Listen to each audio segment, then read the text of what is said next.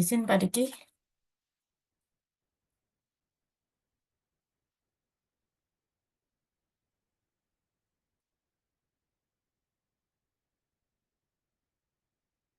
izin saya mulai ya Pak Diki.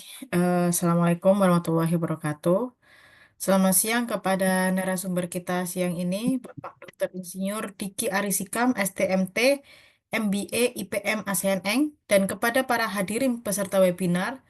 Selamat datang pada acara webinar yang berjudul Manajemen Aset Infrastruktur Perkeretaapian, yang akan dimoderatorin oleh saya sendiri, Filki Suryodiatami, STMT, yang merupakan dosen jurusan Teknik Sipil di Universitas Tanri Apeng, Jakarta. Acara ini diselenggarakan oleh pertama, Perkumpulan Tenaga Ahli Konstruksi Mandiri dan didukung oleh P3SM.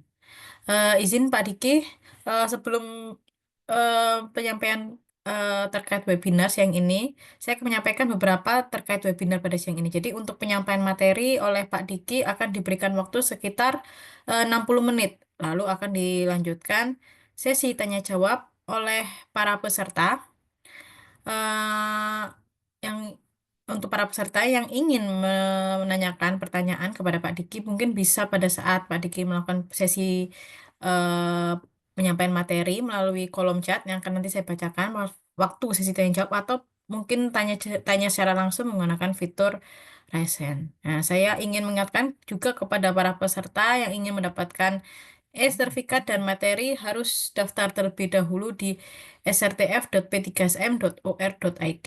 Nah, untuk sertifikat dan materi akan muncul setelah kegiatan selesai. Jadi diharapkan pada para peserta untuk mengikuti kegiatan hingga akhir.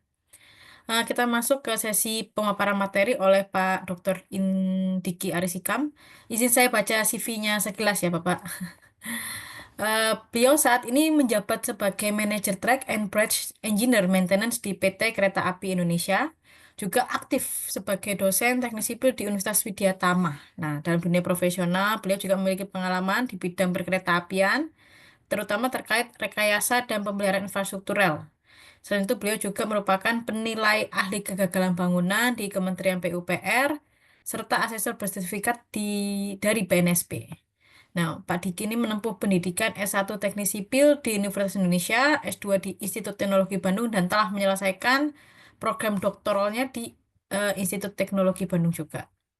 Nah, selain itu juga beliau aktif dalam organisasi profesional, diantaranya sebagai pengurus Persatuan Insinyur Indonesia, Himpunan Ahli Safety and Engineer Indonesia, serta Forum QHSE BUMN. Nah, mungkin sekilas saja saya bacakan CV dari Pak Diki. Mungkin kita sambut Pak Diki Arisikam untuk penyampaian materi. Silakan Pak Diki. Ya, terima kasih Bu Filki. Apakah suara saya terdengar jelas, Bu? Terdengar Pak? Nah, baik, Bu. Mungkin karena sesi perkenalan sudah disampaikan, mungkin saya langsung masuk ke dalam materi saja ya, Bu ya. Iya, baik. Oke, saya izin share screen.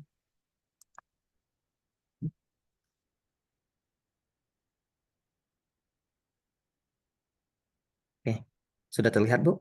Sudah Pak, terlihat. Oke, Assalamualaikum warahmatullahi wabarakatuh. Terima kasih Bapak Ibu semua. Jadi pada kesempatan ini saya sedikit mungkin cerita-cerita atau sharing terkait manajemen aset infrastruktur perkeretaapian di Indonesia dalam perspektif PT Kereta Api Indonesia Persero sesuai dengan bidang dan pengalaman saya selama bekerja kurang lebih 15 tahun di PT KAI. Nah, saya ingin memulai presentasi saya dengan pernyataan dari Judge Stempson. Beliau merupakan seorang insinyur transportasi Inggris pada awal abad ke-19.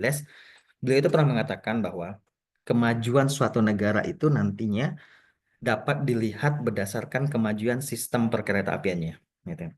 Nah, itu terbukti pada saat ini kita bisa melihat bagaimana kemajuan negara Cina dengan CRH-nya, kita bisa melihat bagaimana kemajuan Prancis dengan TGV-nya, Kita lihat bagaimana Jepang begitu maju sistem perkereta apiannya dengan Shinkansen-nya. Bahkan kita juga tidak kalah, Indonesia sendiri di Asia Tenggara itu cukup menjadi raja di bisnis perkereta apian. Kita bangga dengan adanya WUS, kita bangga dengan adanya LRT di Jabodebek dan beberapa perkembangan perkereta apian yang di Indonesia. Nah, ketika kita bicara tentang perkereta apian, tentunya tidak terlepas dari bagaimana kita memanage infrastrukturnya itu. Karena walaupun bagaimanapun juga, perkereta apian itu tidak terlepas dari unsur sarana, prasarana, dan operasional. Itu menjadi tiga kunci pokok dalam penyelenggaraan perkereta apian baik di Indonesia maupun di dunia internasional. Nah, pada kesempatan ini, karena kita berkecimpung di dunia teknik sipil, maka kita hanya fokus pada bagaimana sistem manajemen aset perkereta apian yang ada di Indonesia. Oke, kita coba lihat. Ini saya coba menyampaikan terkait dengan milestone perkembangan perkereta apian di Indonesia, di mana kita itu di Asia Tenggara merupakan perkereta apian yang tertua di Asia Tenggara. Itu dimulai pada tahun 1864, itu pertama sekali di Jawa Tengah, itu dibangun rel kereta api. Kemudian kita terus berkembang, berkembang, dan kemudian pada tahun 1945, itu pertama sekali perkereta apian itu dikelola oleh Indonesia pada saat setelah proklamasi kemerdekaan Indonesia, kereta api diambil alih oleh Indonesia itu pada tanggal 28 September tahun 1945. Itu pertama sekali itu dikenal dengan nama DKA, Jawatan Kereta Api. Nah, kemudian dari situ sistem perkereta apian, pola operasi perkereta apian, pola pengelolaan perkereta apian terus mengalami perubahan dan reformasi. Sehingga pada tahun 1963 diubah menjadi PNKA, 1971 menjadi PJKA, 1990 menjadi Perumka, sampai dengan 1998 menjadi PT Kereta Api Indonesia Persero. Nah, kemudian pada tahun 2005 itu terbentuklah Direktorat Jenderal Perkeretaapian atau DJKA di bawah Kementerian Perhubungan. Nah, dari sini mulai jelas adanya pemisahan antara fungsi operator, dalam hal ini adalah PT KAI, dengan fungsi regulator yang dinaungi oleh Dirjen Perkeretaapian di Kementerian Perhubungan. Gitu. Jadi di sini udah jelas pengelolaan asetnya seperti apa. Jadi kalau kita lihat nanti kita lihat bagaimana proses bisnis sistem perkeretaapian yang ada di Indonesia antara regulator dengan operator. Nah, kemudian dari situ terus mengalami perubahan-perubahan sampai dengan pada tahun 2009 menjadi awal dari transformasinya KAI. Itu sampai dengan saat ini kami di PT KAI terus melakukan perubahan-perubahan, terus melakukan transformasi untuk lebih baik lagi untuk melayani penumpang dengan aman, selamat sampai ke tujuan. Nah, prinsipnya sebetulnya ketika kita bicara tentang bisnis perkeretaapian itu sebetulnya hanya ada 4 poin utama bisnis perkeretaapian. Kalau sebenarnya bicara core bisnisnya itu cuma dua, yaitu angkutan penumpang, passenger transportation, dan angkutan barang, freight transportation. Tapi seiring dengan perkembangan zaman, core bisnis perkeretaapian itu menjadi 4 sekarang. Itu adanya aset manajemen dan lifestyle. Nah, apa itu aset manajemen? Aset manajemen itu karena aset-aset PT KAI saat ini sangat banyak. Jadi itu kita usahakan aset-aset tersebut kita sewakan, kita rentalkan, itu untuk menjadi bisnis perkeretaapian. Dan kemudian ada lifestyle, biasanya lifestyle ini kita juga banyak belajar dari Jepang. Beliau di Jepang itu sendiri banyak lifestyle bisnis terkait dengan perkeretaapian seperti membangun kafe-kafe yang bernuansa kereta api, lalu merchandise yang bernuansa kereta api gitu. Jadi di Indonesia juga core bisnisnya itu terbagi menjadi 4 ini. Nah, berikutnya, nah, ini kita coba lihat bagaimana sih legal standing dan bisnis proses perkeretaapian yang ada di Indonesia. Nah, kalau kita lihat perkeretaapian itu sebetulnya tadi yang saya sampaikan bahwa perkeretaapian itu merupakan segala sesuatu yang berkaitan dengan sarana, prasarana, dan fasilitas penunjang kereta api untuk penyelenggaraan angkutan kereta api yang disusun dalam satu sistem. Nah, ini tercantum dalam Undang-Undang Nomor 23 Tahun 2007. Nah, jadi legal standing penyelenggaraan perkeretaapian di Indonesia itu mengacu kepada Undang-Undang 23 tahun 2007. Di situ sebetulnya banyak sekali poin-poin yang diatur dalam undang-undang tersebut, tapi ada 2 poin utama yang menurut saya penting harus kita ketahui dalam undang-undang tersebut. Yang pertama itu terkait dengan penyelenggaraan perkeretaapian serta pembinaan perkeretaapian. Nah, penyelenggaraan perkeretaapian itu dibagi menjadi dua. Ada penyelenggaraan prasarana, lalu ada juga penyelenggaraan sarana. Nah, untuk penyelenggaraan prasarana dan prasarana ini bisa dilakukan oleh badan usaha ataupun dilakukan oleh pemerintah. Nah, tapi dalam kasus ini, dalam hal ini, saat ini penyelenggaraan sarana perkeretaapian itu dilakukan oleh PT Kereta Api Indonesia sebagian besar, walaupun tidak semua gitu dilakukan. Karena ada juga yang dilakukan oleh MRT, ada yang dilakukan oleh kalau kayak di Sulawesi juga dilakukan oleh PT Celebes gitu. Nah, kemudian bagaimana dengan pembinaannya? Nah, pembinaannya sendiri sebetulnya terdiri dari pengaturan, pengendalian, dan pengawasan. Ini semestinya ini dilakukan oleh pemerintah pusat dalam hal ini Direktorat Jenderal Perkeretaapian di Kementerian Perhubungan serta pemerintahan daerah gitu ya.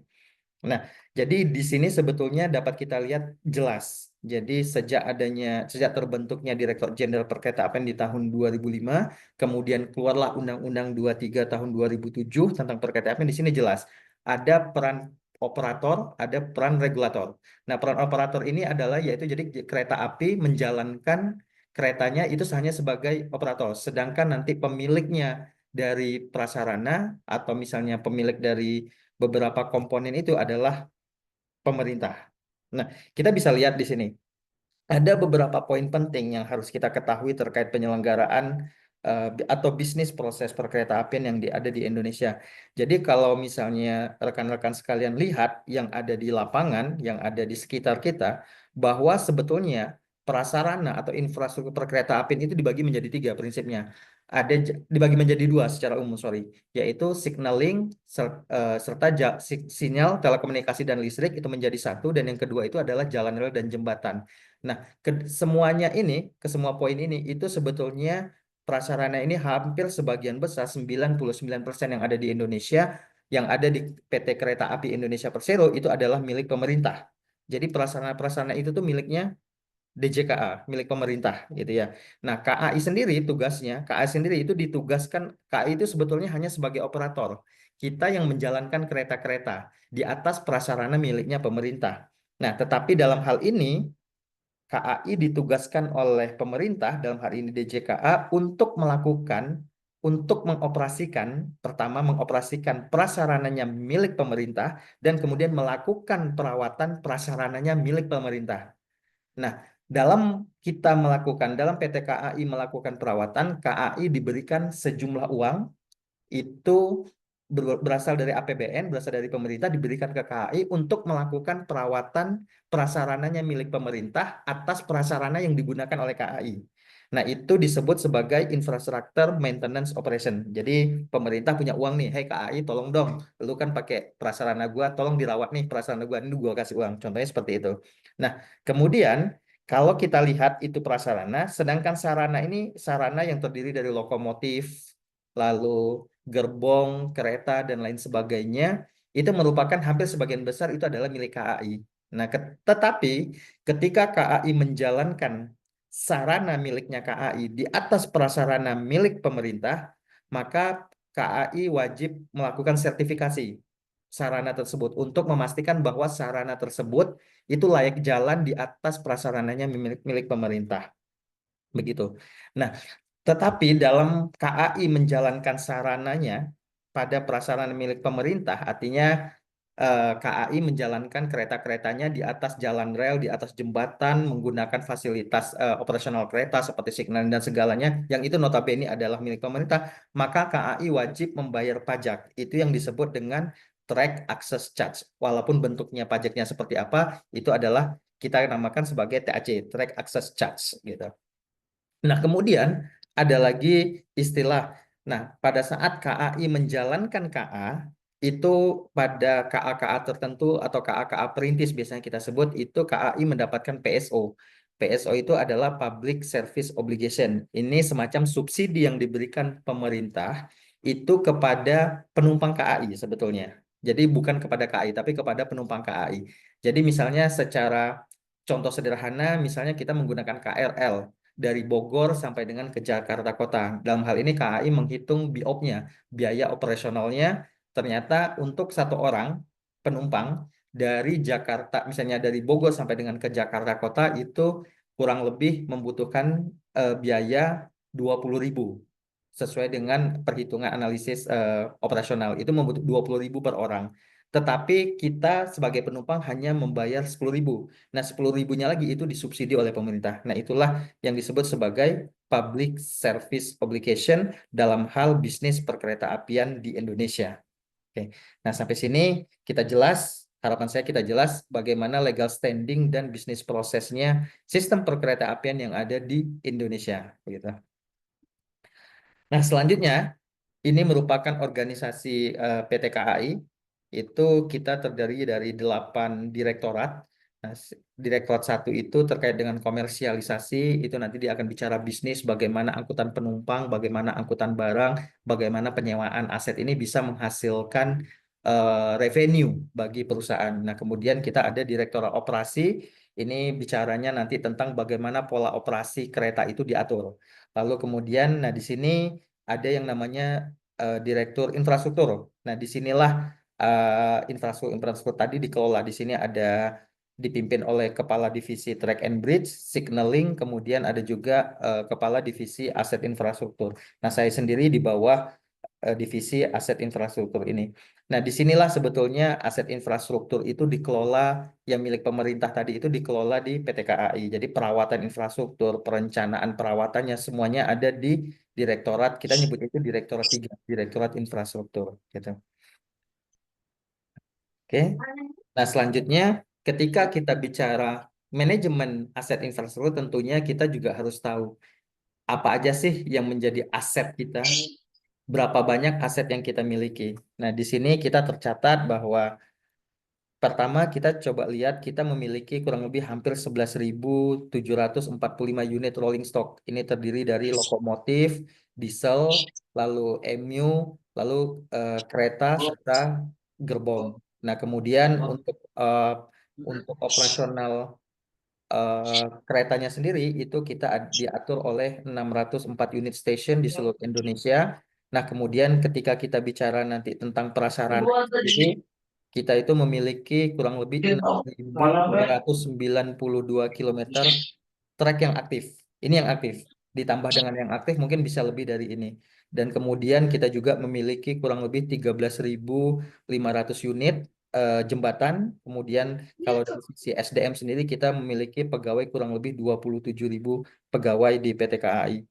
Nah, kemudian kalau kita bicara tentang aset, pengelolaan aset di kereta api, ya kita seperti yang kita tahu bahwa perkeretaapian di Indonesia saat ini yang dikelola oleh PT KAI adanya di Pulau Sumatera dan di Pulau Jawa. Mungkin ada sedikit di Pulau Makassar, itu rutenya itu Makassar Parepare. Nah, di Sumatera sendiri itu kita bagi menjadi beberapa regional, itu ada Divisi Regional 1 Sumatera Utara, dia membawahi subdivisi regional 11 Aceh.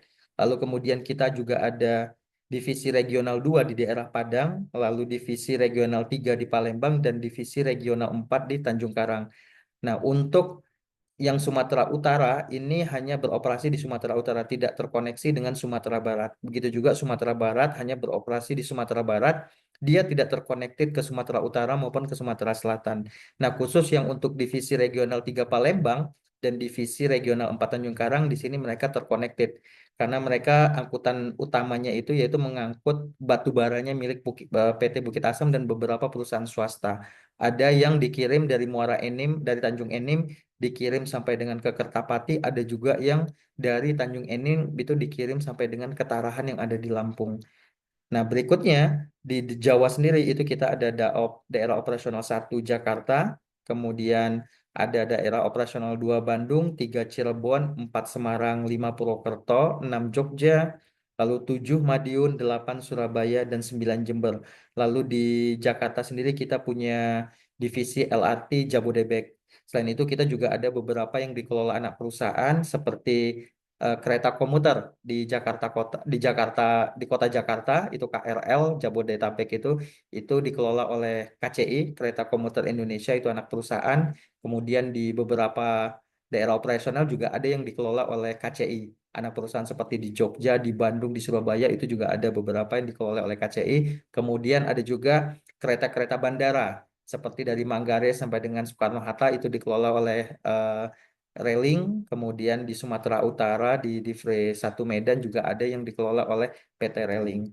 Dan kemudian kalau dari sisi yang non operasional kita juga ada beberapa anak perusahaan yang mengelola seperti KAPM, beliau mengelola di bidang konstruksi, lalu seperti KAI Service atau Reska itu juga mengelola bisnis-bisnis yang sifatnya itu lifestyle bisnis gitu. Oke, itu dari sisi aset. Nah, selanjutnya, nah ini beberapa aset-aset. Kalau tadi kita bicara aset prasarana itu sebetulnya hanya ada dua bagian, signaling dan jalan rel dan jembatan. Tapi kalau kita bicara tentang aset sarana atau rolling stock, nah ini kita bisa lihat. Nah, ini sebetulnya kenapa saya menampilkan ini supaya kita tahu terkait dengan jenis-jenis dari rolling stock. Jadi kalau misalnya yang rekan-rekan lihat itu yang pertama kita ada lokomotif, lokomotif biasa yang seperti yang ditunjukkan di gambar ini. Kemudian kita ada istilahnya itu namanya kereta. Lalu ada juga istilah itu namanya gerbong. Nah, apa bedanya kereta sama gerbong? Nah, ini menjadi hal yang unik. Jadi kereta itu adalah yang membawa penumpang. Jadi ketika mungkin rekan-rekan misalnya mau naik kereta atau naik kereta api maksud saya, misalnya dari Jakarta sampai ke Surabaya atau ke Yogyakarta, ke Bandung dan sebagainya, sebetulnya saya naik di kereta nomor berapa? Nah, itu adalah kereta. Jadi kereta itu untuk yang membawa penumpang, bukan gerbong. Gerbong itu dalam istilah kami adalah yang membawa barang. Nah, ini ada di gerbong itu sendiri juga macam-macam jenis gerbongnya. Jadi untuk membawa barang ada ini namanya gerbongnya itu gerbong kettle yang untuk membawa BBM. Lalu ada gerbong yang memang benar-benar untuk membawa kargo, untuk membawa barang-barang seperti biasa. Lalu di sini ada gerbong datar, biasanya ini digunakan untuk membawa kontainer. Lalu juga ada gerbong KKBW. Nah, ini yang adanya di Sumatera Selatan untuk mengangkut batu bara di Sumatera Selatan. Nah, kemudian ada juga KRD, kereta rel diesel. Ini sebetulnya kita banyak lihat seperti di Yogyakarta itu kita ada Pramex. Lalu seperti yang kereta kalau kita naik Wus, kemudian turun di Padalarang, Padalarang nyambung lagi sampai dengan ke Bandung itu ada feeder, itu juga menggunakan KRD. Nah, sedangkan di Jakarta itu menggunakan KRL, kereta rel listrik. Bedanya kalau ini bahan bakarnya diesel, kalau ini bahan bakarnya adalah listrik. Nah, jadi ini terkait perbedaan penamaan aset-aset dari sarana. Jadi saya sedikit menyinggung terkait aset sarananya. Nah, kemudian ini tidak kalah penting. Ketika kita bicara tentang bisnis transportasi, maka saya mengutip perkataan dari Blagojevic, beliau seorang peneliti perkereta apian yang ada di Bosnia and Herzegovina. Beliau mengatakan tahun 2020 mengatakan bahwa one of the choose on uh, one of the consideration of people in choosing a transportation mode is safety. Jadi salah satu pertimbangan orang dalam memilih moda transportasi itu adalah keselamatan. So we can say that the transportation business is safety business. Transportation without safety is nothing. Jadi kalau kita bicara tentang bisnis transportasi, maka kita akan bicara tentang bisnis keselamatan. Tidak ada transportasi tanpa keselamatan. Nah, di kereta api sendiri, kalau kita tadi bicara tentang bisnis perkereta apian, itu yang paling utama itu adalah angkutan penumpang dan angkutan barang, itu ya. Nah, angkutan penumpang dan angkutan barang ini sangat ditentukan oleh interaction atau titik kontak antara roda dan rel kereta api.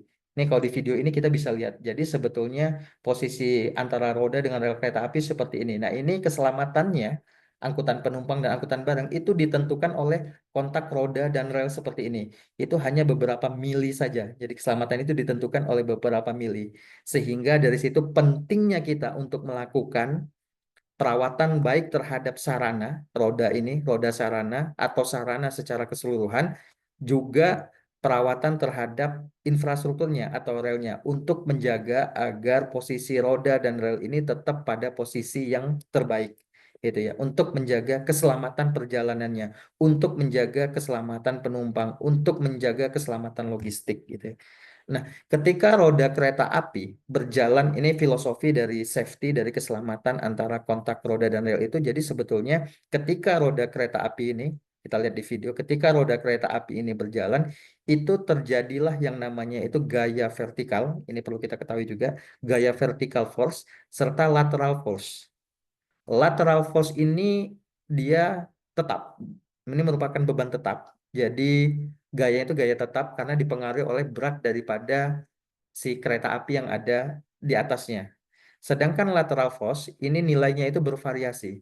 Lateral force itu nilainya kecil ketika kecepatan rendah. Apalagi ketika kereta itu diam, maka lateral force ini menjadi nol. Sehingga gaya yang resultante force-nya juga tidak terjadi. Nah, tetapi ketika kereta api berjalan itu dia akan menimbulkan lateral force. Jadi kereta api berjalan itu dia menimbulkan lateral force di mana lateral force itu berbentuk seperti snake motion. Jadi kalau kita lihat dari atas sebetulnya ketika kereta api jalan itu dia bukan lurus, tetapi dia membentuk yang namanya itu istilahnya snake motion. Jadi seperti ular tampaknya dari atas. Nah, pada saat dia ularnya itu lengkungannya itu ke arah kiri, dia akan menghantam si roda ini kita sebut roda, di sini ada bandasi. Ini istilahnya bandasi. Ketika dia mepet ke ini kita lihat, ketika si roda ini mepet ke rel, ini dia bandasi ini akan mengenakan rel dan dia akan menimbulkan lateral force. Nah, ini yang harus kita jaga. Nah, kalau kita melihat standar dari UIC itu merupakan standar perkeretaapian internasional, itu disebut dengan derailment coefficient atau koefisien anjlokan. Jadi, ketika gaya lateral lebih besar dari gaya vertical force, itu maka dia akan terjadi anjlok. Batasannya berapa? Itu 1,2. Jadi jangan sampai gaya lateral ini lebih besar daripada gaya vertikal sebesar 1,2. Kalau menurut UIC itu dapat menyebabkan anjlok, walaupun sebetulnya masih ada angka safety factor. Karena kami juga pernah melakukan penelitian bersama CARS dari China, kita melakukan penelitian di Nagreg waktu itu, ada nilai-nilai yang dia lebih dari 1,2 tapi dia belum anjlok. Itu kenapa? Karena ternyata setelah kami pelajari itu masih ada yang dinamakan safety factor. Jadi angka 1,2 ini udah dikalibrasi terhadap safety faktornya. Begitu. Nah, inilah filosofi keselamatan perkeretaapian yang perlu kita ketahui, maka dari sinilah munculnya kita harus melakukan perawatan terhadap rolling stock kita, kita harus melakukan perawatan terhadap infrastruktur kita, gitu. Oke, selanjutnya ketika kita bicara tadi filosofi of safety dari perjalanan kereta api, kemudian dari situ disusunlah yang namanya safety standard. Standar keselamatan yang ini sebetulnya mengacu ke peraturan Menteri, saya lupa nomor berapa, tentang keselamatan perkeretaapian. Nah, di situ kalau kita lihat di sini sebetulnya ada 5 komponen utama yang mempengaruhi dari keselamatan perkeretaapian, walaupun sebetulnya kalau dijabarkan, diturunkan dari 5 ini masih banyak lagi yang semuanya itu notabene juga berpengaruh terhadap keselamatan perkeretaapian. Nah, di sini kita bagi menjadi 5 poin utama. Yang pertama itu ada operasional, aspek operasional, lalu aspek SDM, aspek prasarana, sarana, dan lingkungan. Nah, ketika kita bicara tentang aspek operasional, maka yang pertama itu tidak terlepas dari perencanaan dan pengaturan perka. Perka ini adalah perjalanan kereta api. Nah, kemudian kita juga perencanaan pengaturan, kemudian juga perjalanan kereta api itu dikendalikan, pengendalian serta dilakukan pengawasan. Nah, di sini tentunya ketika kita bicara tentang standar keselamatan dari operasional, perencanaan pengaturan pengendalian pengawasan ini tidak terlepas dari peraturan operasional KA yang harus dipatuhi untuk menjaga keselamatan perjalanan kereta api. Nah, kemudian dari sisi SDM tentunya kompetensi-kompetensi SDM yang harus diperhatikan. Ini untuk menetapkan standarnya, untuk agar kompetensi ini memenuhi standar, maka biasanya kita lakukan diklat-diklat dan sertifikasi. Nah, kemudian berikutnya prasarana. Dan prasarana ini tentunya standar keselamatannya itu sangat ditentukan oleh perawatan jalan rel, tadi perawatan jembatan, serta perawatan dari sinyal telekomunikasi dan listrik. Nah, tentunya ketika kita bicara perawatan ini, kita tidak terlepas dari alat dan metode yang digunakan, lalu bagaimana perawatan dan perbaikan itu dilakukan, lalu penggantian-penggantian material untuk yang melebihi dari kerusakan toleransi. Nah, kemudian kalau sarana, kita tentunya tidak terlepas dengan perawatan lokomotif, kereta gerbong, serta sarana khusus lainnya. Kemudian untuk aspek keselamatannya yang perlu diperhatikan yaitu bagaimana perawatan sarana itu, alat dan metodenya itu digunakan. Lalu bagaimana perawatan dan perbaikannya, tentu ini bicara tentang SOP-nya. Lalu nanti bagaimana penggantian-penggantian suku cadang yang memenuhi standar. Nah, kemudian dari aspek lingkungan, itu tentunya ada sistem monitoring yang harus diperhatikan, jangan sampai kejadian-kejadian dapat membahayakan keselamatan perkereta apian. Lalu konstruksi-konstruksi pengaman yang dilakukan untuk mencegah terjadinya bahaya, mencegah terjadinya bencana atau musibah. Nah, ini biasanya kita lakukan dengan monitoring rutin serta pemasangan konstruksi konstruksi khusus untuk menjaga agar jalan rel atau prasarana itu tidak berpengaruh terhadap keselamatan perkereta apian. Yang ujung-ujungnya semua ini adalah mengacu kepada keselamatan perjalanan kereta api. Oke. Nah, selanjutnya kita masuk kepada infrastruktur maintenance management. Jadi kalau kita bicara tentang manajemen aset infrastruktur, itu merupakan proses perencanaan, pengelolaan, pemeliharaan, dan pengembangan aset fisik untuk mendukung keberlangsungan operasional dan layanan infrastruktur. Nah, tujuannya apa? Tujuannya itu untuk memastikan bahwa aset-aset tersebut berfungsi dengan baik sesuai umur rencana dan tetap efisien dalam memberikan layanan. Nah, jadi ketika kita bicara tentang infrastruktur maintenance management, itu sebetulnya bukan untuk memperpanjang umur rencana dari suatu aset, tetapi kita untuk memastikan, untuk meyakinkan bahwa aset kita itu sesuai dengan umur rencana. Jadi kalau pada saat kita melakukan perencanaan, misalnya perencanaan jembatan itu umur rencana 100 tahun, ya artinya jembatan itu dilakukan perawatan agar umurnya itu bisa mencapai 100 tahun. Apakah lebih dari itu bisa? Bisa. Bisa lebih tapi tidak disarankan gitu ya. Nah, pertanyaannya adalah bagaimana untuk mempertahankan itu? Jadi kalau misal kita melakukan perawatan itu untuk mempertahankan umur rencana ini, misalnya contohnya setiap tahun performa dari infrastruktur itu akan menurun, udah pasti. Suatu bangunan rumah kalau tidak dirawat dia akan cepat rusak, gitu ya. Jadi kita lakukan perawatan. Nah, apakah misalnya ini kinerjanya tadinya maksimal, ini kinerjanya itu akan terus terus terus turun. Nah, kalau dia tidak dilakukan perawatan, maka umur rencananya yang tadi direncanakan 100 tahun, maka mungkin 50 tahun saja dia udah rusak, udah tidak bisa digunakan, udah membahayakan keselamatan perjalanan kereta api. Nah, kemudian pada suatu titik tertentu pada suatu waktu tertentu kita lakukan perawatan, kemudian performanya naik sedikit walaupun tidak maksimal seperti awal, dia akan naik, kemudian dia akan turun lagi. Nah, pada titik tertentu untuk menjaga performanya kita lakukan lagi perawatan di periode berikutnya sampai dengan batas umur rencana. Nah, jumlah perawatan ini biasanya nanti kita coba lihat bagaimana konsepnya untuk perawatan itu sendiri. Itu. Nah, di kereta api sendiri ketika kita bicara tentang manajemen aset infrastruktur tentunya kita tidak terlepas bicara tentang bagaimana siklus perawatan itu dilakukan. Oke, yang pertama itu adanya inventory. Inventory ini kita akan bicara tentang pendataan aset.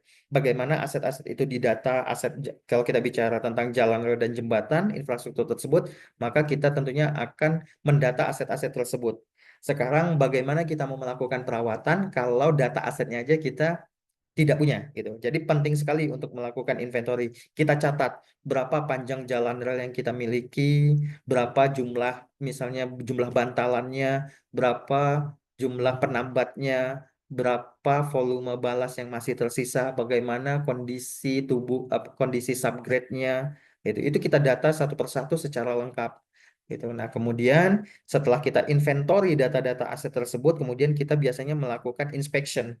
Kita lakukan jadi setelah kita punya data, kita lakukan inspection. Ini fungsinya melakukan inspection untuk melakukan update terhadap jumlah aset yang kita miliki tadi yang tercatat, serta kita melakukan opnam yang kita sebut sebagai opnam terhadap kerusakan yang terjadi pada saat itu.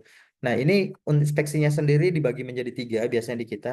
Ada yang disebut sebagai general inspection, lalu detail inspection, dan special inspection.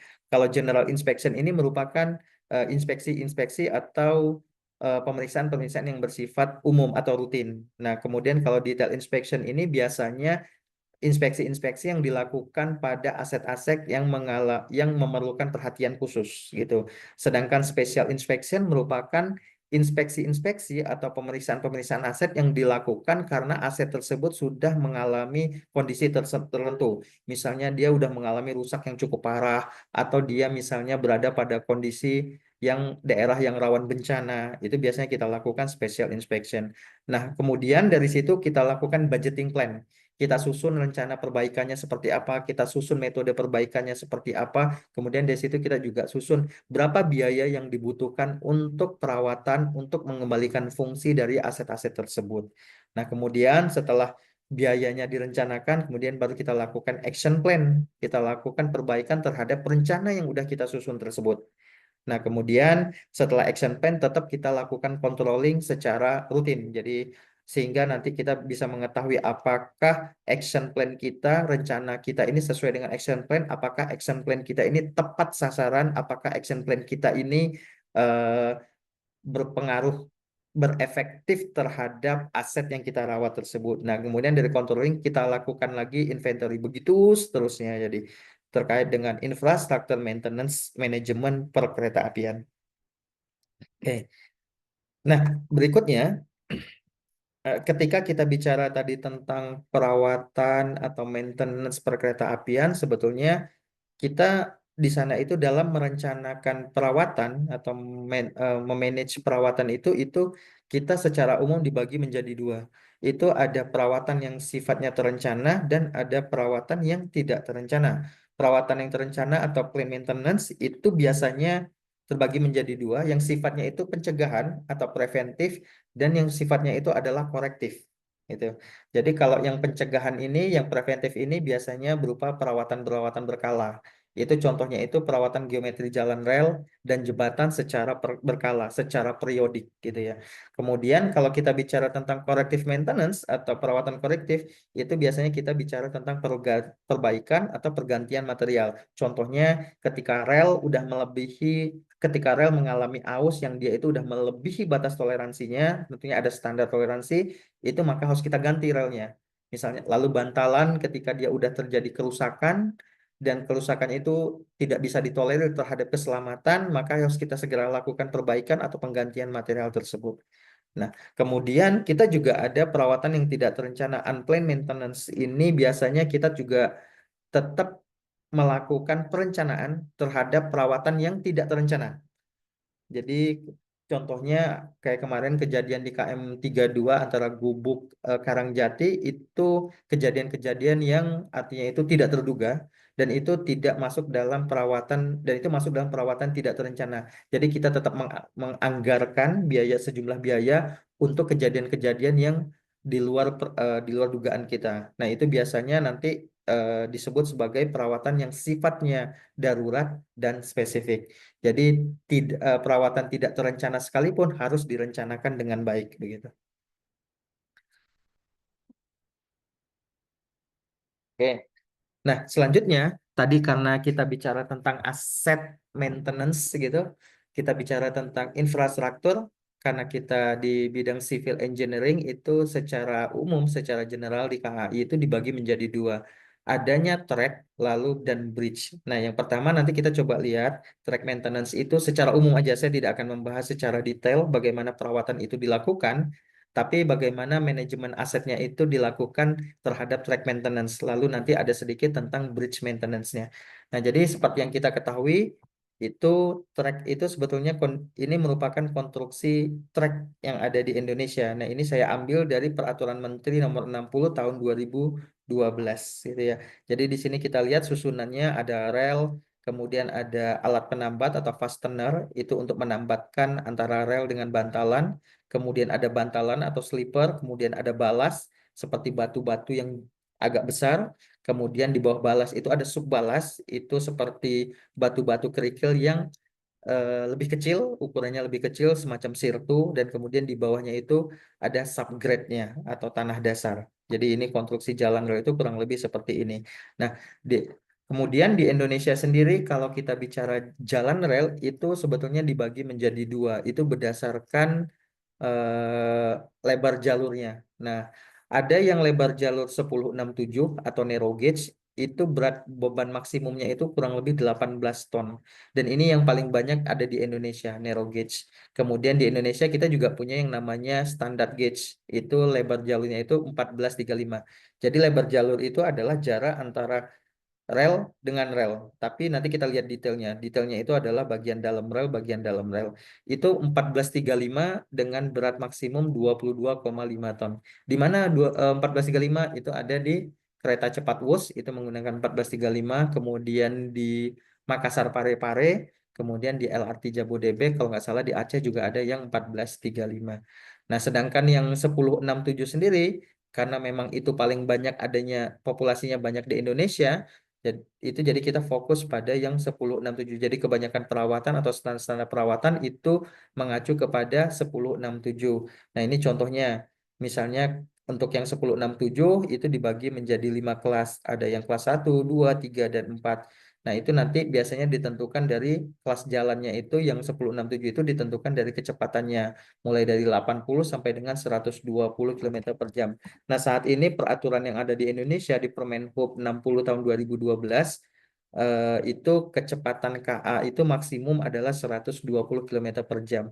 Nah, saat ini udah banyak jalur-jalur kereta api, terutama yang di Jawa, itu yang kecepatan itu udah mencapai batas maksimum 120 km per jam. Kami juga dari kereta api sedang melakukan kajian apakah 1067 ini bisa ditingkatkan lagi menjadi 160 km per jam.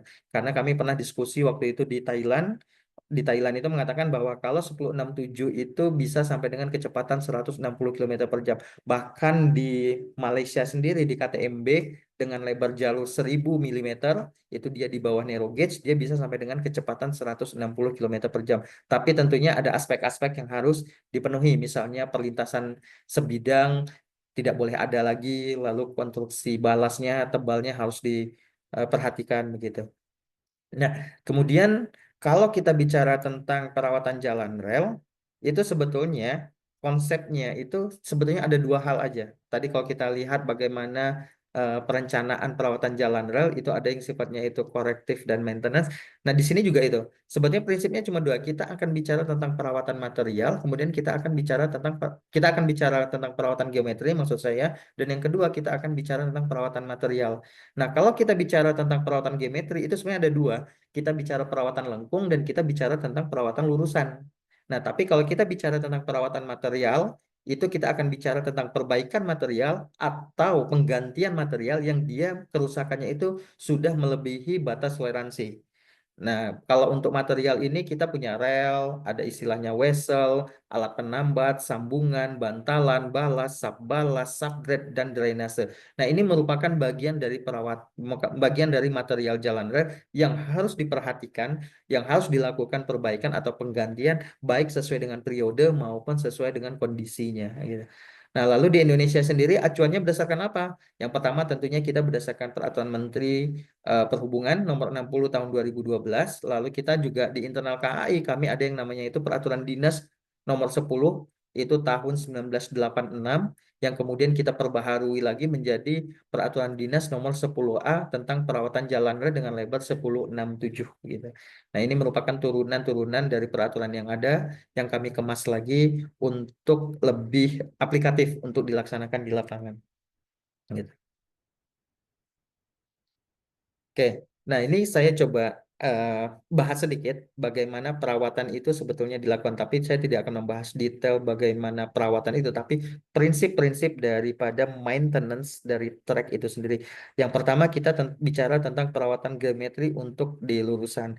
Prinsipnya adalah rata antara yang pertama rata antara rel kiri dan kanan. Jadi kalau kita bicara tentang lurusan, itu rel kiri dan kanan itu ya harus lurus. Dalam artian dia harus rata, sorry maksudnya rata. Dia harus rata, dia berada pada elevasi yang sama. Jadi yang kiri dan kanan ini elevasinya sama. Jadi perbedaan tingginya itu harus nol gitu. Nah, kemudian kalau kita bicara lurusan, tentunya kita akan bicara tentang bagaimana trek itu harus lurus. Namanya juga lurusan harus lurus. Itu biasanya dilakukan dengan pekerjaan lining. Kalau tadi antara meratakan rel kiri dan rel kanan, itu kita akan bicara tentang pekerjaan lifting. Kalau lurusan kita bicara tentang lining. Nah, kemudian apalagi yang harus diperhatikan itu lebar jalurnya. Kalau kita tadi jalurnya ada 1067, ya kita harus pertahankan 1067 ini. Lalu kemudian kita akan bicara juga tentang kecepatan. Biasanya kalau relnya lurus, ya kecepatannya itu bisa maksimal. Dalam hal ini yaitu 120 km per jam. Nah, kemudian ruang bebasnya. Ruang bebasnya juga harus terpenuhi. Nanti kita coba lihat ruang bebas itu apa sih gitu. Nanti kita coba. Kemudian kelandaian. Nah, pada kondisi-kondisi tertentu ini juga harus diperhatikan. Biasanya kelandaian di kereta api itu sangat kecil sekali. Pada lintas-lintas yang kita sebut sebagai lintas datar itu kelandaiannya itu sekitar 0 sampai dengan 10 per mil. Lalu 10 sampai dengan 40 per mil bukan persen ya. Itu disebut sebagai lintas pegunungan. Nah, kemudian 40 sampai dengan 80 per mil itu disebut eh, dengan biasanya kita rel dengan gigi. Nah, ini kan di sini nih kita bisa lihat. Nah, ini gigi nih. Nah, di sini di Indonesia ada di Ambarawa, daerah Ambarawa, lalu daerah Padang juga ada. Tapi kebetulan ini yang rel gigi ini sudah tidak dioperasikan lagi karena sarana yang mempunyai gigi juga udah tidak ada lagi gitu. Nah, kemudian untuk di emplasment sendiri itu kelandaiannya itu 1,5 per mil. Emplasment itu adalah stasiun. Jadi misalnya di stasiun Bandung itu tidak boleh ada kelandaian yang melebihi dari 1,5 per mil. Nah, tujuannya buat apa? Kalau kelandaiannya terlalu tinggi ketika kereta berhenti, dia melakukan pengereman karena kondisinya sangat berat, takutnya itu remnya nggak mampu dan dia malah terjadi bisa jadi mundur atau maju sesuai dengan kelandaian yang ada. Makanya kelandaiannya itu dia di peraturan hanya dibatasin sekitar 1,5 per mil agar tidak terjadi istilah itu kalau kita nyebutnya itu kereta larat ya. Kalau dulu pernah kejadian juga waktu di Manggarai yang ada katanya istilahnya kereta Manggarai itu juga mungkin mungkin saya juga kurang tahu itu terjadi mungkin karena kelandaiannya terlalu tinggi atau misalnya pengeremannya itu tidak kuat untuk menahan kelandaian tersebut. Nah, selanjutnya geometri tadi lurusan sekarang lengkung. Prinsipnya sebetulnya sama. Bedanya adalah kalau pada lengkung itu sama kecepatan maksimumnya itu 120 km per jam karena peraturan mengatakan seperti itu. Lalu apa saja yang diperhatikan? Berikutnya adalah radius jari-jari. Ya wajar karena ketika dia melengkung tentunya dia ada jari-jari lengkungan gitu ya. Nah, kemudian dia ada pertinggian. Itu pertinggian itu ada atau biasanya kita sebut sebagai super elevasi kalau di jalan raya. Jadi perbedaan tinggi antara rel yang satu dengan rel yang lain. Atau kita sebutnya itu perbedaan tinggi antara rel luar dengan rel dalam. Ini disebut pertinggian. Nah, bagaimana cara menghitung pertinggian? Nah, ini ada. Ada sebetulnya detailnya ada lagi di nanti di Peraturan Menteri Nomor 60 itu silakan dibaca. Kalau kita pertinggian normal itu adalah 5,95 V2 V kuadrat per R. Kalau nanti berapa maksimumnya? Itu adalah 110 mm. Tapi nanti ini perhitungannya sebenarnya nggak sesederhana ini. Banyak lagi nanti perhitungan-perhitungan detailnya. Nah, kemudian di dalam lengkung itu juga ada namanya PLA, panjang lengkung ali. Jadi kalau misalnya kita di jalan raya itu jenis-jenis lengkung, kita akan bicara SCS, kita akan bicara full cycle, kita akan bicara SS dan lain sebagainya. Kalau di kereta api itu cuma ada dua, dia lengkung lengkung penuh ini lengkung penuh dan dia lengkung peralihan. Nah, lengkung penuh ini dia biasanya berada pada titik lengkung yang di tengah ini, sedangkan peralihan itu merupakan peralihan dari lurusan menuju lengkung penuh, gitu ya, yang kita sebut sebagai PLA. Berapa panjangnya PLA? Itu kurang lebih 1% dari pertinggian dikali kecepatan. Tapi nanti ini ada syarat-syaratnya lagi, detailnya juga ada. Silakan nanti yang kalau misalnya tertarik untuk mempelajari detail ini, kita boleh adakan sesi selanjutnya. Nah, kemudian lebar jalur tentunya lebar jalur. Nah, menariknya di sini kalau kita bicara rel lurus itu lebar jalurnya itu hanya 10,67. Tapi kalau kita bicara tentang lengkung itu jari-jari apa lebar lebar jalurnya itu tergantung dari jari-jari.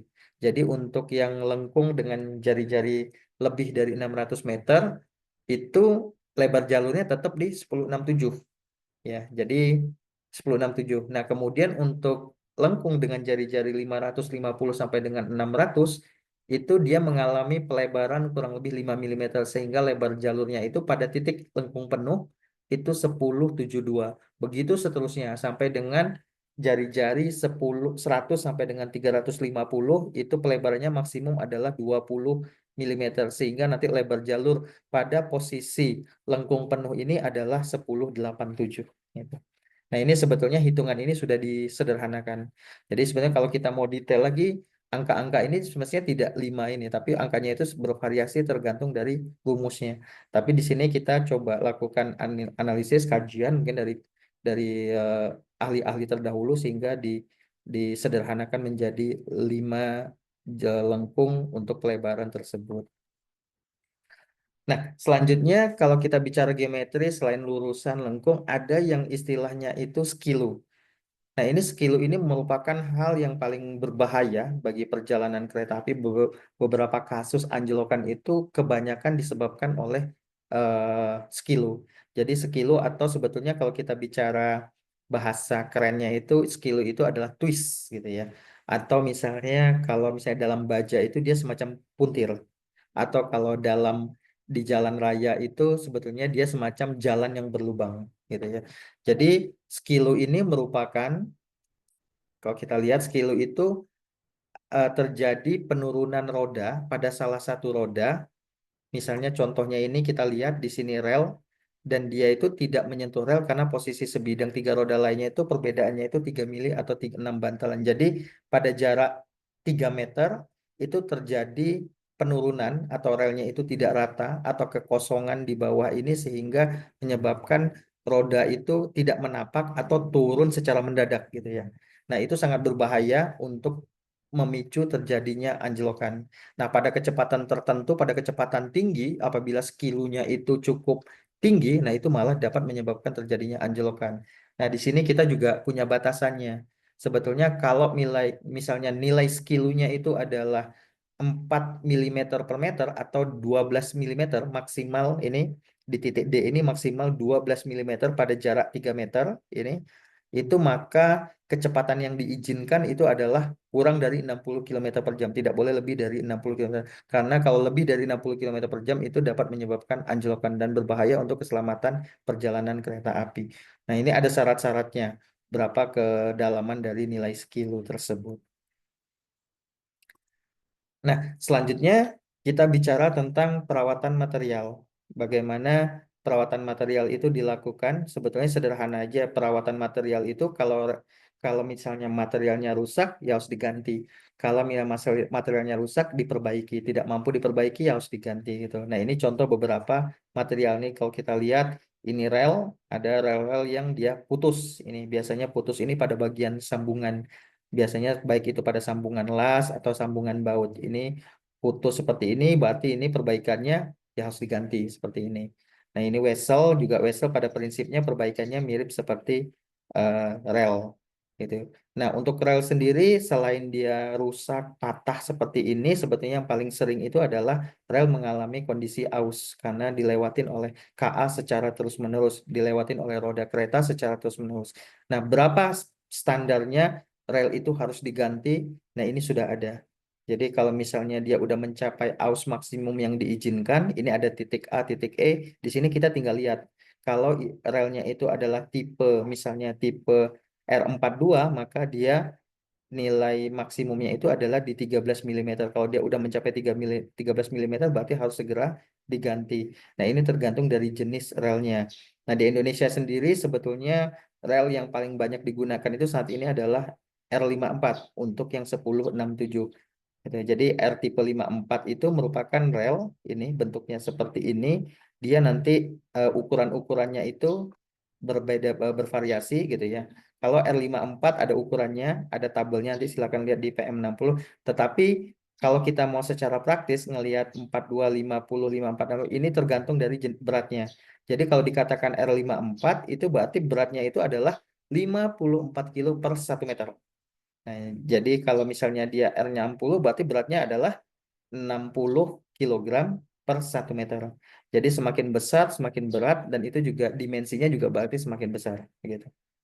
Nah, kemudian ada juga alat penambat. Nah, ini alat penambat atau kita sebut dengan bahasa istilah kerennya itu adalah fastener. Nah, ini macam-macam.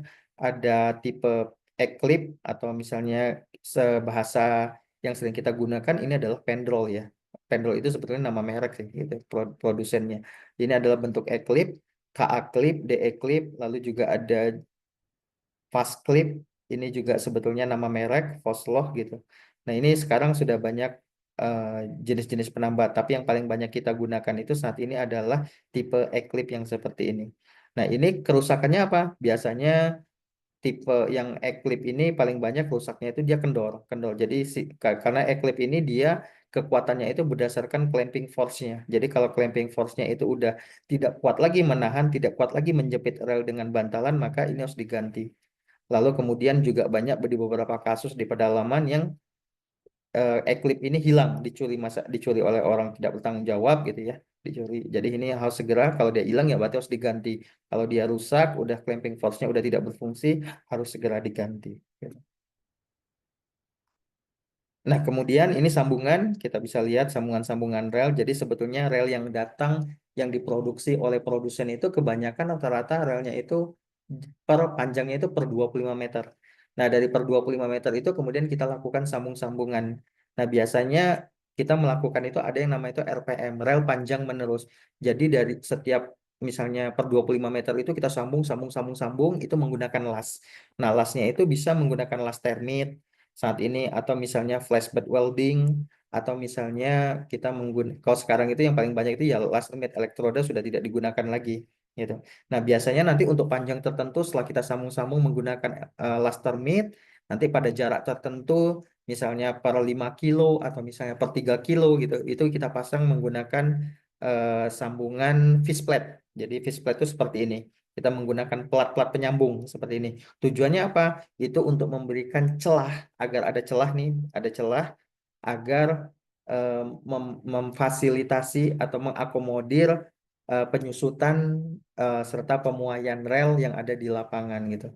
Karena khawatirnya ketika misalnya celah ini tidak kita kasih, dia semua tersambung secara panjang, takutnya dia merambat, muai susut dan dia akan menyebabkan trek itu menjadi spaten atau misalnya tidak lining lagi seperti yang ada di gambar di awal tadi. Nah, ini contoh-contoh beberapa kerusakan sambungan, jadi putus pada sambungan pada sambungan lasannya. Ini banyak kasus-kasus seperti ini. Nah, kemudian ini juga bantalan. Nah, saat ini sebetulnya bantalan itu kalau kita lihat ada bantalan besi, bantalan kayu, bantalan beton, dan yang terakhir itu sebetulnya yang paling update itu adalah bantalan sintetik. Nah, bantalan sintetik ini biasanya kita tempatkan di jembatan-jembatan. Jadi jembatan kereta api yang dulunya menggunakan bantalan kayu itu kita ganti dengan menggunakan bantalan sintetik yang umurnya jauh lebih panjang gitu ya. Sedangkan bantalan kayu sekarang sulit untuk mendapatkan kayu dengan kualitas yang bagus dan kayu itu cenderung rawan terhadap lapuk gitu ya. Nah, kemudian pada trek-trek tertentu misalnya pada LRT Jabodebek itu sudah digunakan juga yang namanya plint track atau slab track. Jadi full menggunakan beton sepanjang itu. Oke. Nah, selanjutnya balas dan subbalas. Jadi ini bisa kita lihat balas itu posisinya di atas, subbalas itu di bawah balas. Jadi balas itu agak biasanya ukuran gradasinya itu 2/6 lebih gede, sedangkan subbalas itu ukuran gradasinya itu lebih kecil, dia semacam sirtu. Nah, kita lihat ini beberapa contoh balas yang tidak baik dengan balas yang baik. Nah, ini contoh balas-balas yang tidak baik. Yang atas ini balas yang tidak baik. Ya, ini jadi kalau kita sebut ini balasnya ini udah mati, artinya itu sudah kaku, udah seperti beton yang dicor gitu ya. Jadi dia udah tidak mengalami. Jadi sebetulnya kalau kita bicara tentang balas itu adalah flexible pavement gitu. Tapi kalau kondisinya udah seperti ini, dia udah tidak bisa lagi memberikan fleksibilitasnya, tapi dia menjadi rigid pavement ini. Dan kemudian ini juga banyak balas-balas yang terangkat gitu ya akibat efek pumping. Jadi mud pumping. Jadi ada air yang terjebak di antara balas-balas ini yang kemudian dilewatin oleh KA sehingga dia menjadikan efeknya itu seperti pumping. Dia mengeluarkan air, mengeluarkan lumpur. Nah, ini juga kemudian ada yang balas-balasnya itu tidak sampai ke bahu balas nih, tidak sampai ke bahu balas, hanya di bawah bantalan. Ini juga tidak baik. Nah, bagaimana kondisi balas yang baik? Ini kurang lebih seperti ini. Jadi kondisinya balasnya itu padat, lalu penuh gitu ya, dan dia juga menutupi celah-celah antar bantalan, dia juga menutupi di bagian shoulder bantalan atau di bagian bahu balas ini sendiri gitu. Ini contohnya. Oke. Selanjutnya, nah ini subgrade dan drainase tentunya sama aja. Jadi subgrade ini adalah tanah dasar. Ini juga sebenarnya pada umumnya sama seperti di jalan raya. Kalau misalnya tanahnya, perbaikan tanah itu biasanya kita padatkan. Dan yang terpenting di kereta api itu pada saat kita memadatkan harus mencapai CBR-nya. Kalau di jalan raya CBR untuk jalan raya di subgrade itu kurang lebih 4 sampai dengan 5%. Kalau di kereta api itu subgrade-nya CBR-nya itu 8%, minimal 8% gitu ya. Jadi itu harus diperhatikan ketika itu tidak bisa dicapai karena memang kondisi tanah yang jelek, berarti itu harus ada treatment-treatment khusus. Misalnya apakah dia dikasih mini pile yang di atasnya kemudian dilapisin lagi, atau misalnya dia dikasih geotex, geogrid, dan lain sebagainya. Kemudian drainase, yaitu juga drainase biasanya ya ini pengaruhnya terhadap banjir tentunya ya. Banyak sekali juga kasus-kasus yang drainasenya terutama di perkotaan yang drainasenya itu sulit untuk dialirkan sehingga malah membalik ke dalam jalur kereta api. Lalu juga ada beberapa kasus yang subgrade-nya itu juga runtuh atau longsor. Ini juga memerlukan perhatian-perhatian khusus, memerlukan penanganan-penanganan khusus. Oke, nah ini juga kami di kereta api sendiri, tentunya di unit saya sendiri itu di unit engineering, ini dalam hal eh, manajemen aset infrastruktur itu kami juga mengawasi yang namanya daerah-daerah yang kita menyebutnya itu DAPSUS, daerah yang memerlukan perhatian khusus. Jadi ada kondisi-kondisi yang treknya itu memang di situ itu labil, tapi tentunya masih pada tingkat keselamatan. Nah, itu biasanya harus kita perhatikan pada lokasi-lokasi tersebut. Bagaimana caranya? Nah, kita lakukan pertama monitoring tadi yang kalau kita bicara dampak lingkungan, standar keselamatan terhadap lingkungan, kita lakukan monitoring secara terus-menerus. Biasanya teman-teman di lapangan itu melakukan di situ disediakan penjaga daerah khusus gitu ya. Itu dilakukan selama 24 jam dijaga di titik tersebut. Nah, selain itu kami juga nanti kita coba lihat, kami juga melakukan penjagaan dengan menggunakan alat digital. Nah, tapi di sisi lain kami juga melakukan rekayasa engineering gitu untuk memperbaiki lokasi tersebut yang tadinya labil atau yang menjadi tidak labil lagi gitu. Nah, ini salah satu contoh di Sumatera Selatan bagaimana perencanaan yang kondisi-kondisi yang labil itu kami tanganin. Jadi di unit kami engineering kami lakukan analisis desain seperti ini, datanya kita ambil di lapangan, lalu kita juga menggunakan standar-standar tertentu agar kita bisa tepat sasaran bagaimana penanganan terhadap kondisi-kondisi yang memerlukan perhatian khusus tersebut. Kita ambil data topografinya, kita ambil data tanahnya, kemudian kita analisis seperti ini, lalu kita bandingkan terhadap faktor keamanan yang ada seperti apa gitu sehingga nanti kita dapat lihat penanganan seperti apa yang cocok dilakukan pada lokasi-lokasi tersebut sehingga menghilangkan titik labilnya tadi itu. Nah, ini contoh analisis yang kami lakukan. Jadi tidak analisis yang kami lakukan itu tidak di permukaan saja, tapi kami lakukan analisis secara mendalam. Mungkin bagi teman-teman atau mahasiswa-mahasiswi yang tertarik untuk misalnya skripsi atau misalnya tesis, tugas akhir terkait dengan bidang perkeretaapian ini menjadi hal yang menarik sekali. Jadi pada kasus tertentu, selain data topografi, kami juga mengambil data geolistrik, kemudian dari data geolistrik kita coba kawinkan dengan data sondir, misalnya data geoteknik, data bor mesin, ini kebetulan data bor mesin, kemudian kita analisis kenapa sih bidang longsor itu terjadi, kenapa di titik itu tanahnya itu menjadi labil, kemudian kita lakukan juga nanti bagaimana penanganan yang tepatnya sehingga lokasi tersebut menjadi tidak labil lagi, menjadi stabil sehingga penjagaan orang yang dilakukan di situ bisa dihilangkan. Ini contoh-contoh analisis yang kami lakukan. Jadi analisisnya cukup dalam, cukup detail, dan sangat banyak sekali langkah-langkahnya yang kami lakukan. Jadi tidak sembarangan dalam pengelolaan aset infrastruktur tersebut. Nah, kemudian dari situ biasanya kita juga ada yang namanya track quality index. Jadi biasanya tadi kalau kita lihat siklus perawatan itu ada yang namanya controlling. Nah, salah satu controlling kita lakukan itu yang nilainya itu terkuantitatif itu adalah dengan menggunakan track quality index. Nah, track quality index ini kita lakukan pengambilan data lapangan untuk mengecek kondisi geometri jalan rel itu dengan menggunakan kereta ukur.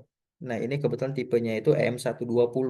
Ini tipe yang ini sekarang ada di Sumatera Selatan. Kita udah beli baru yang ada di Jawa. Untuk Jawa itu yang terbaru, tipe terbaru itu dia juga bisa mengecek listrik aliran atasnya. Kemudian dari hasil pengukuran kereta ukur itu kurang lebih grafik seperti ini yang kita dapat dikeluarkan. Nah, kemudian dari sini kita analisis sampai dia mengeluarkan nilai TQI-nya, Track Quality Index ya. Kalau misalnya kita lihat di jalan raya mungkin ada yang namanya itu nilai IRI ya. Iya. Nah, kalau di KAI, di perkereta apian sendiri itu nilainya itu TQI. Nah, ini juga ada kategori-kategorinya juga. Jadi kalau misalnya kategori 4 yang nilai TQI-nya itu besar, lebih dari 50 itu maka berarti track ini tuh semakin tinggi nilai TQI menunjukkan bahwa track itu semakin jelek. Jadi semakin banyak kerusakannya. Nah, oleh karena itu kalau misalnya nilai TKI-nya itu di atas 50, kerusakannya cukup banyak, maka trek tersebut dikategorikan sebagai kategori 4 dan dia tidak boleh dilewatkan oleh kereta api dengan kecepatan lebih dari 60 km per jam. Jadi maksimal itu adalah 60 km per jam. Nah, lalu untuk yang tertinggi bagaimana? Yang tertinggi itu adalah kategori satu. Kategori satu itu biasanya nilai TKI-nya itu kurang dari 20. Nah, ini kalau kurang dari 20 ini bagus. Berarti dia bisa dilalui dengan kecepatan 100 sampai dengan 120 km per jam.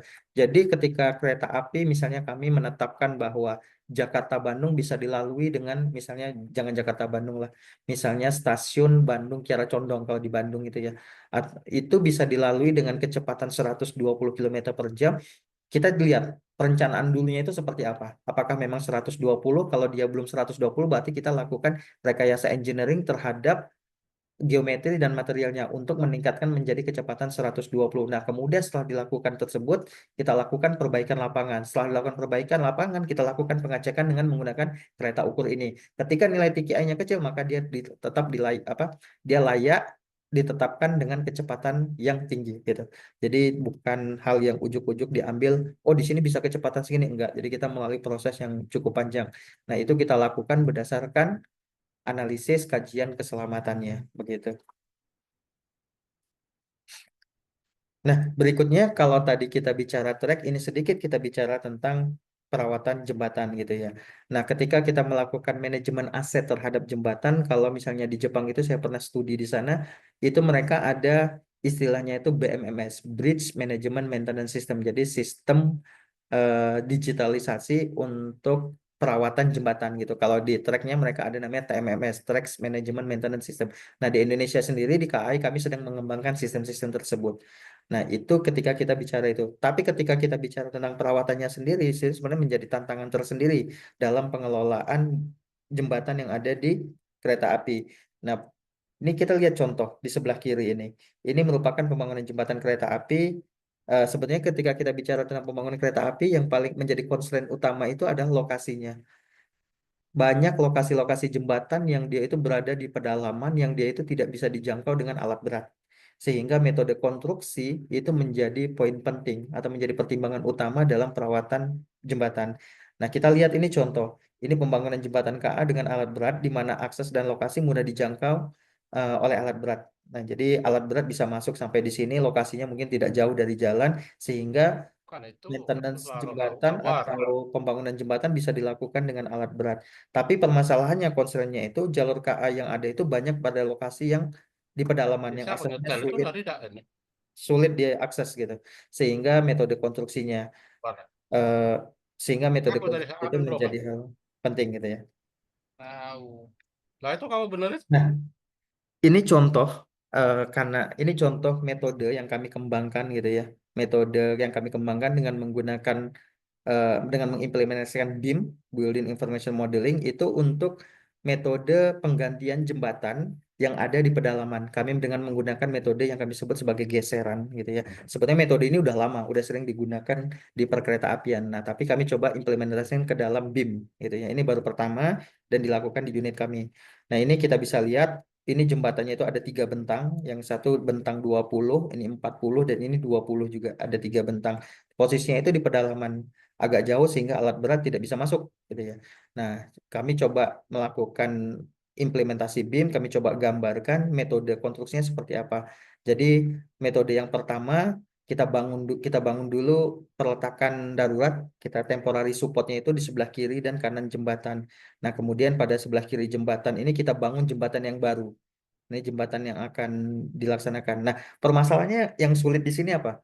di kereta api itu punya peraturan bahwa kalau pekerjaan infrastruktur, perbaikan infrastruktur itu tidak boleh mengganggu perjalanan kereta api. Kereta api harus tetap berjalan, gitu ya. Jadi baik itu perawatan trek, perawatan jembatan, kereta apinya itu tidak boleh berhenti. Nah, sehingga bagaimana kita melakukan perawatan itu tidak mengganggu perjalanan kereta api, sehingga metode kerjanya itu harus benar-benar mantap, gitu ya.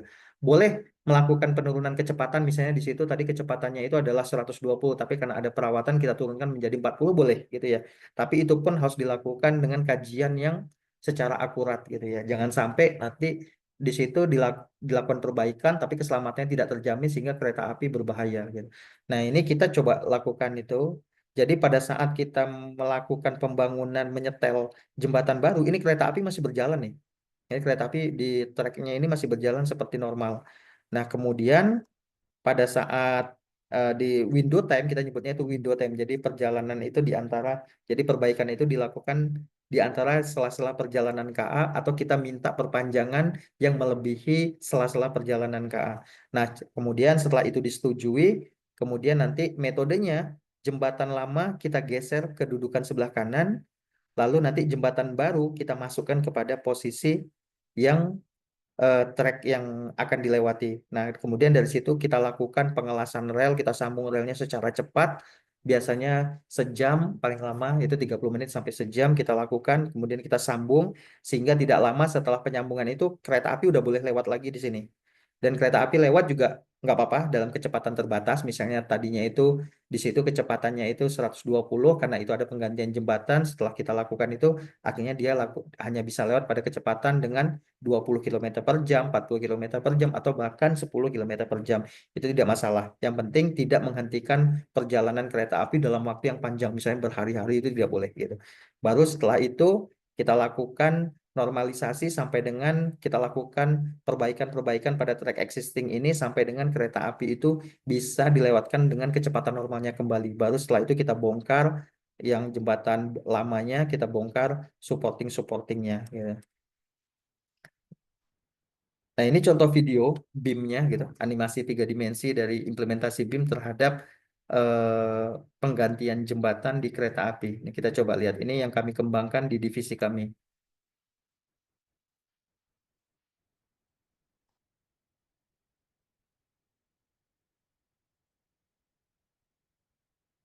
Nah, kurang lebih seperti ini. Oke. Nah, biasanya di lapangan itu yang dilakukan itu pergeseran itu dilakukan secara bersamaan. Jadi jembatan lama dan jembatan baru itu digeser secara bersamaan, tapi tentunya bertahap. Misalnya bentang satu dulu, kemudian nanti bentang dua dulu, baru bentang tiga dulu. Jadi nggak sekaligus tiga bentang seperti ini, gitu ya. Gitu. Nah, ini contoh implementasi BIM yang kami kembangkan sendiri, ya. Oke, nah ini contoh gimana kita melakukan di sini, sebenarnya sederhana, pekerjaan sederhana. Kita membangun box culvert di bawah trek, tetapi kereta api masih tetap berjalan di atasnya. Nah, itu yang kami bilang tadi, artinya apa? Metode konstruksi itu menjadi hal yang penting, menjadi constraint yang utama dalam perawatan, dalam penggantian jembatan kereta api. Lalu temporary support seperti ini itu sangat diperhitungkan sekali agar saat penggantian jembatan atau pemasangan jembatan itu tidak membahayakan perjalanan kereta api. Nah, kita coba lihat.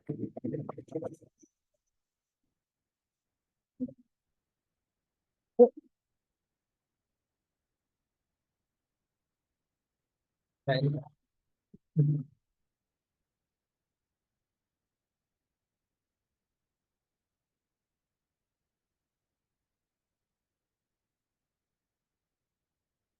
Nah, kalau kita lihat di sini, itu dapat dilihat pekerja tadi masih bisa bekerja, sementara kereta api juga masih tetap berjalan, dan dia tidak mengalami, kalau kita lihat tadi, treknya ini tetap tidak mengalami deformasi apapun. Jadi perletakan-perletakan yang kita rancang ini harus sedemikian kuat sehingga tidak membahayakan perjalanan kereta api.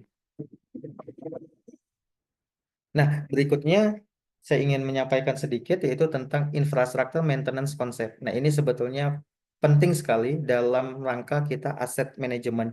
Nah, ini sebetulnya yang kami saat ini sedang kembangkan, dan ini saya juga belajar waktu itu di Graz University di Austria. terkait dengan predictive maintenance. Lalu juga kemudian kami juga kemarin terakhir menjadi pembicara juga di Thailand. Itu KAI perkenalkan kemajuan perkereta Indonesia di Asia Pacific Railway Conference di Thailand. Itu yang kita bahas di sini adalah tentang predictive maintenance. Dan salah satunya itu moderatornya itu ada Profesor Andrea dari Itali, dan beliau mengatakan bahwa ketika kita bicara tentang predictive maintenance ini mudah untuk dibahas, mudah untuk dibicarakan, tetapi sulit untuk diimplementasikan gitu ya. Nanti kita lihat.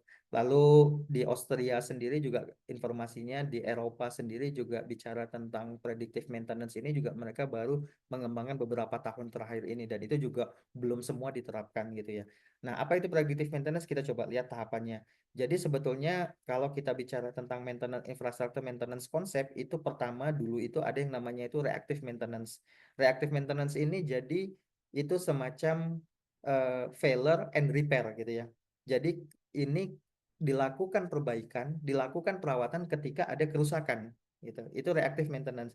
Di sini tentunya high cost dan low anticipation pada tahap ini. Dan kemudian seiring perkembangan perkereta apian, kemudian muncullah yang namanya preventive maintenance. Sebetulnya preventive maintenance ini kalau kita bicara itu tentang time based maintenance. Jadi perawatan yang dilakukan berdasarkan waktu, berdasarkan periodik. Misalnya contohnya gini, yang ada di KAI sekarang, kalau misalnya lengkung dengan radius di bawah 500, itu dia dilakukan inspeksi dan perawatan per 3 bulan sekali, gitu ya. Nah, masalahnya apa? Ketika misalnya per 3 bulan sekali dilakukan inspeksi, rusak nggak rusak, pokoknya dalam 3 bulan sekali harus dirawat. Itu time based maintenance. Nah, di situ adalah biayanya itu tentunya di medium cost dan juga medium anticipation. Nah, ini juga menjadi dilema. Kenapa? Ketika misalnya kita lakukan inspeksi, ternyata di situ tidak ditemukan kerusakan, akhirnya perawatan yang kita lakukan menjadi boros, ya. Karena tidak rusak kok dirawat gitu. Tapi karena sistemnya itu mengatakan begitu bahwa per 3 bulan harus dirawat, ya berarti harus dirawat gitu.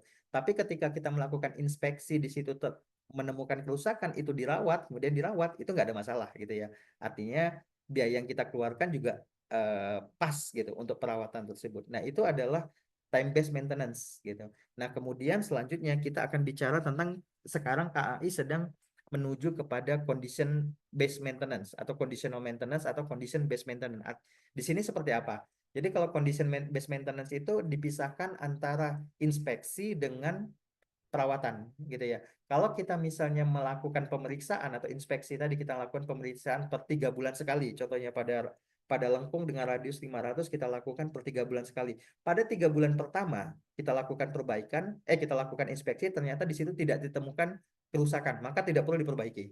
Kemudian pada 3 bulan berikutnya, pada bulan ke-6 kita cek lagi, kita lakukan inspeksi, di situ ditemukan kerusakan, kita perbaiki. Lalu berikutnya kita temukan kerusakan, kita perbaiki. Kalau tidak ditemukan kerusakan, tidak diperbaiki. Jadi hanya berdasarkan kondisinya saja. Kondisi rusak berarti itu harus di perawatan gitu. Nah, ini konsep seperti ini sebetulnya biayanya itu dari medium menuju ke cost, tapi ini lebih high anticipation dan kita lebih tepat sasaran gitu ya. Condition based maintenance. Dan yang terakhir adalah predictive maintenance. Nah, predictive maintenance ini biasanya kita udah bicara tentang digitalisasi biasanya ya. Jadi bagaimana keputusan itu diambil berdasarkan kondisi dari si prasarana tersebut, dari infrastruktur tersebut. Misalnya pemanfaatan digital twin gitu ya. Kita memanfaatkan digital twin. Jadi nanti si prasarana itu dia bisa mendeteksi kapan dia terjadi kerusakan dan kapan dia harus diperbaiki. Jadi tidak perlu dilakukan inspeksi secara berkala, tidak perlu dilakukan perbaikan juga secara berkala, secara periodik. Artinya nanti sistem tersebut akan memprediksi kapan dia rusak gitu. Contohnya misalnya antara rel yang ada di Daop 1 Jakarta dengan rel yang ada di Free 2 Padang, ini pasti tingkat kerusakannya akan berbeda. Itu dipengaruhi oleh apa? Dipengaruhi oleh misalnya jumlah frekuensi KA, lalu misalnya dipengaruhi oleh lingkungannya gitu ya. Nah, itu tentunya akan berbeda. Yang pasti mungkin di Daop 1 Jakarta karena keretanya banyak, lalu lingkungannya seperti itu, lalu banyaknya tanah yang labil, misalnya contohnya, itu dia frekuensi perawatannya itu menjadi lebih singkat dibanding dengan di Padang. Di Padang dengan lengkung yang sama, material yang sama, tetapi di sana frekuensi KA-nya lebih sedikit, lalu misalnya kondisi lingkungannya itu jauh lebih kondusif, lalu misalnya panasnya juga nggak sepanas yang ada di Jakarta, mungkin perawatannya itu bisa jadi setahun sekali, sedangkan di Jakarta bisa jadi sebulan sekali. Nah, itu tentunya dipengaruhi oleh variabel-variabel. Jadi sehingga penting untuk kita ketika kita bicara predictive maintenance itu sebetulnya tidak terlepas lagi dari digitalisasi. Jadi artinya itu digitalisasi menjadi kunci karena untuk menuju ke sana kita butuh banyak sekali big data. Dari big data itu kemudian kita analisis sehingga muncullah nanti suatu model. Nah, model inilah yang kita gunakan untuk memprediksi kapan terjadinya kerusakan, kapan itu harus diperbaiki. Dan bahkan nanti ke depannya itu menjadi digital twin. Digital twin itu dia bisa jadi si aset ini bisa merasakan kerusakannya dan dia bisa memberikan informasi kapan dia harus diperbaiki gitu. Dan ini tapi ini untuk ke arah sana membutuhkan perjalanan yang panjang, tentunya membutuhkan proses yang sangat panjang itu. Nah, ini merupakan infrastruktur maintenance konsep. Nah, lalu bagaimana dengan di KAI sendiri?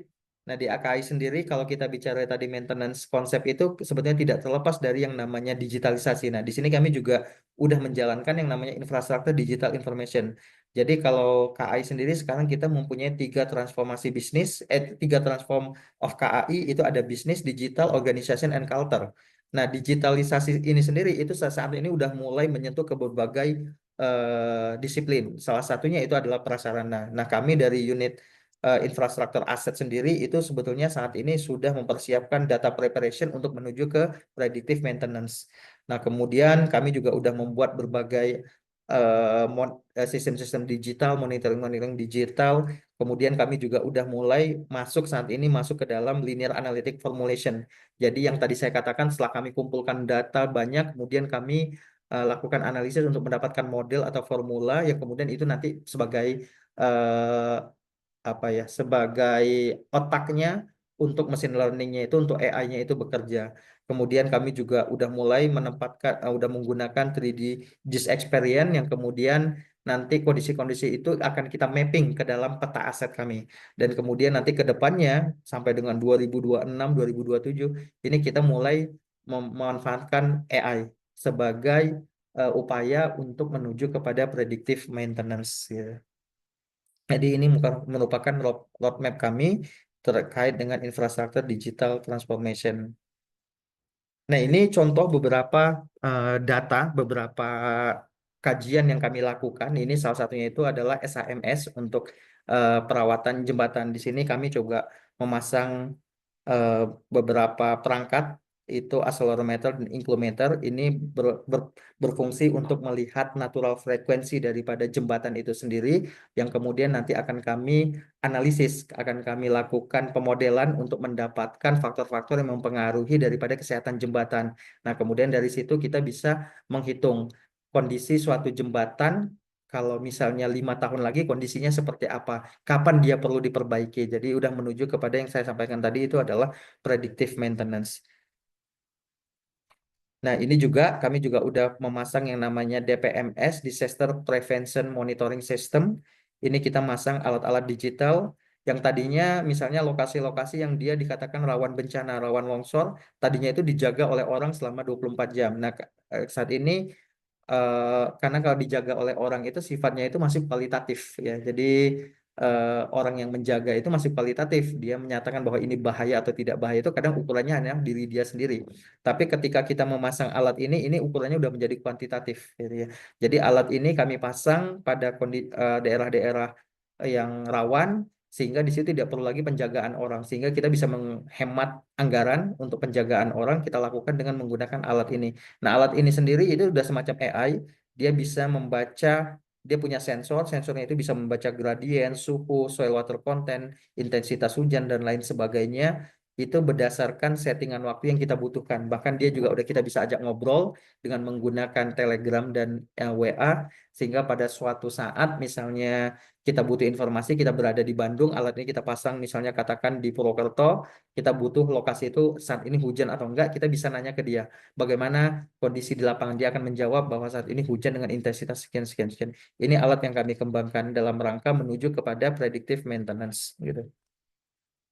Nah, ini contoh kami sendiri juga sudah melakukan analisis kajian saya sendiri yang ini sebetulnya pengembangan model kecelakaan kereta api terhadap faktor-faktor infrastruktur yang ada di Indonesia.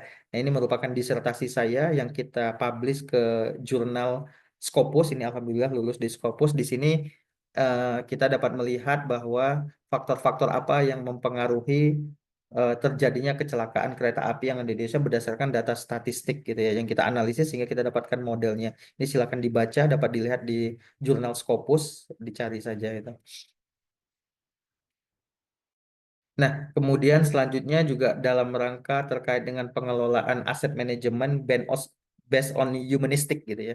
Jadi kami mengatakan bahwa ini adalah memanusiakan manusia. Jadi artinya itu ketika kita melakukan manajemen aset, kita juga tidak terlepas kepada aspek humanik gitu ya. Jadi kami melakukan pengelolaan itu berdasarkan aspek kemanusiaan. Ini contohnya dulu beberapa kondisi seperti ini bisa kita lihat bagaimana kondisi stasiun di lingkungan stasiun seperti ini. Kemudian kami rapikan menjadi parkiran yang sangat bagus, luas sekarang. Lalu bagaimana stasiun-stasiun juga sekarang jauh lebih baik, toiletnya jauh lebih bersih dibanding yang dulu. Lalu kondisi di dalam KA-nya juga seperti ini. Dulu kita bisa lihat KA-KA ekonomi, terutama kondisi di dalam perjalanan KA itu kurang lebih seperti ini. Ini kita lakukan manajemen aset itu secara manusiawi, memanusiakan manusia gitu ya. Jadi nanti sekarang bukan nanti, tapi sekarang sudah seperti ini, kurang lebih pemandangan di dalam ini KRL contohnya. Kemudian dulu di Jakarta juga kita sering lihat kondisi banyak sekali orang-orang yang naik di atas kereta. Ini juga kami manage dengan baik dan sekarang kondisinya itu menjadi jauh lebih baik seperti ini. Tidak ada lagi orang yang berdiri di luar kereta. Nah, selanjutnya ini beberapa transformasi. Kalau misalnya tadi kita katakan bahwa KAI itu punya slogan yang namanya itu Triple Transformation, Business Digital, dan Organization Culture. Nah, di situ kemudian banyak hal dari situ yang udah kami kembangkan gitu ya dari Triple Transformation tersebut. Kami juga mengembangkan yang namanya Network Infrastructure Development, lalu station area yang terintegrasi. Kita bisa lihat pengembangan KRL Jogja Solo dulu. KRL itu cuma ada di Jakarta, sekarang KRL ada di Jogja dan Solo. Lalu LRT Jabodebek, lalu kereta cepat Jakarta-Bandung, kemudian kereta Makassar-Parepare. Kemudian kita juga service product innovation, ini juga sebetulnya bagian dari aset manajemen gitu ya. Bagaimana kami mengembangkan panoramic train, lalu high trip train, kemudian compartment suite di interior kereta, lalu economy seat modification. Sekarang udah banyak kereta-kereta yang new generation, bahkan kereta ekonomi pun sekarang udah seperti mengalahi malah melebihi eksekutif zaman dulu gitu. Lalu kita juga banyak yang new experience resto on train, jadi kereta-kereta restorasi di dalam keretanya juga udah kita buat semewah mungkin gitu ya. Kemudian kita juga breakthrough in improving customer satisfaction, kita memberikan kepuasan kepada pelanggan, terutama nih kita udah mencapai travel time acceleration tahun 2024 itu tercatat ketepatan waktu itu hampir sudah mencapai 99%, hampir 100% ketepatan waktu tempuh kereta api itu sudah terjamin. Kemudian first and last mile integration, kami juga bekerja sama dengan moda-moda transportasi untuk memberikan kemudahan ketika dia nyampe stasiun mau berkunjung ke lokasi tertentu.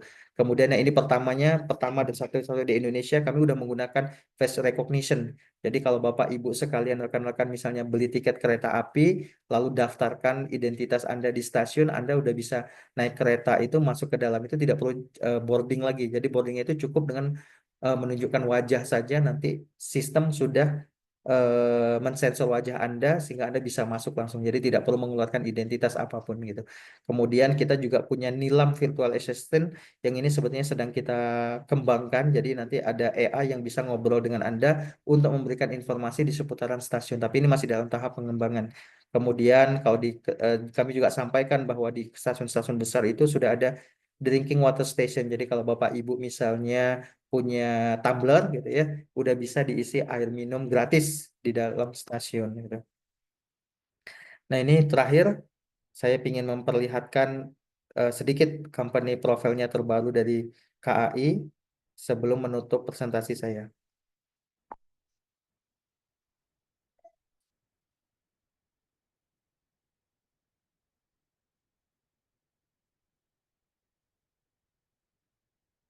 All journey together has contributed to shaping this nation's growing history.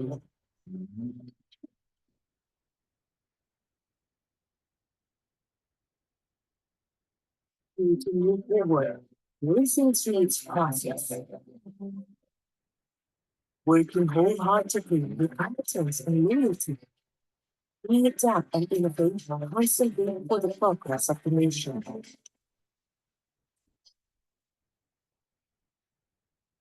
Greta Api Indonesia is always in our hearts and loyal to the community. In this union, we grow together to provide convenience. We want to challenges and serve as a transportation solution to our troops. We believe our current systems cannot be separated from the trust of the community that always moves forward with us. While maintaining trust, harmony is maintained. Providing the best service, comfort, and safety.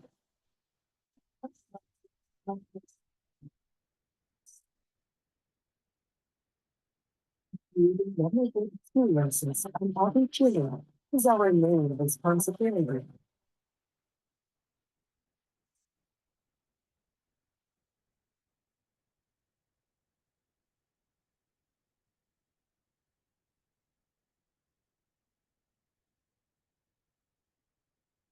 Kereta Api Indonesia continues to strive to maintain trust in the economy.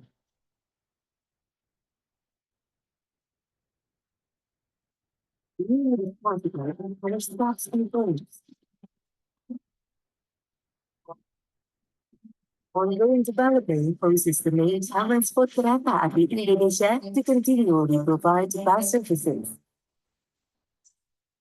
We continue to improve our services, maintaining and caring for facilities wholeheartedly. Sincerely humble, committed to being part of the nation's development, even in the most remote areas. Technological innovation and digital collaboration make us even stronger in creating effective, fast, and efficient facilities. For a comfortable dream,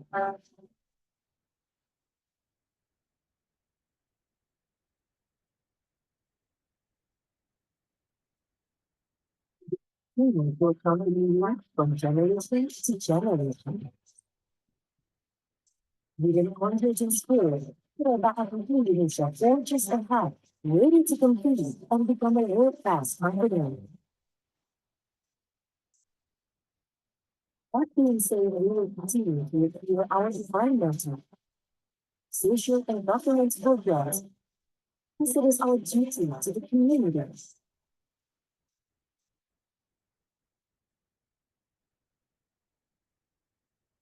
We continue this journey, connecting the entire archipelago, speeding ahead, creating a progress of innovation together.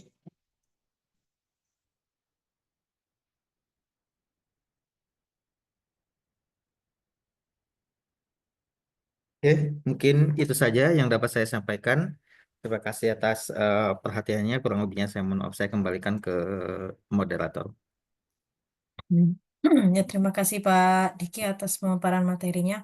Mungkin kita langsung masuk ke sesi tanya jawab. Ini sudah ada yang masuk di kolom chat dari Pak Kristianto.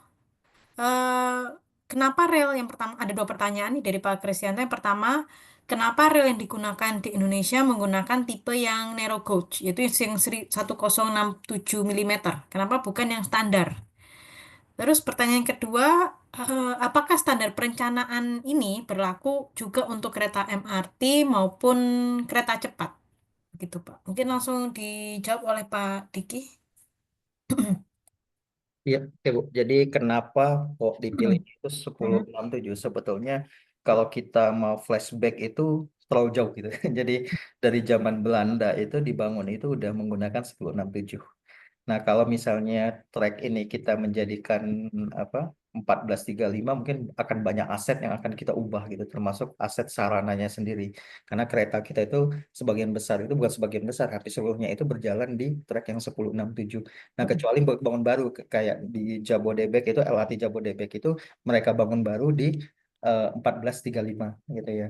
Nah, sebetulnya kalau kita bicara dengan kereta-kereta yang kenapa kok 1435 atau 1067 tadi saya udah jelaskan sebetulnya perbedaannya itu kalau 1435 itu biasanya digunakan untuk kereta-kereta yang dia kecepatannya tinggi. Jadi kalau untuk kecepatan misalnya sekitar 160 atau 200 ke atas ya udah pasti pakai yang 1435. Karena kalau pakai yang 1067 itu agak khawatir terhadap keselamatan dari kestabilannya dia sendiri gitu.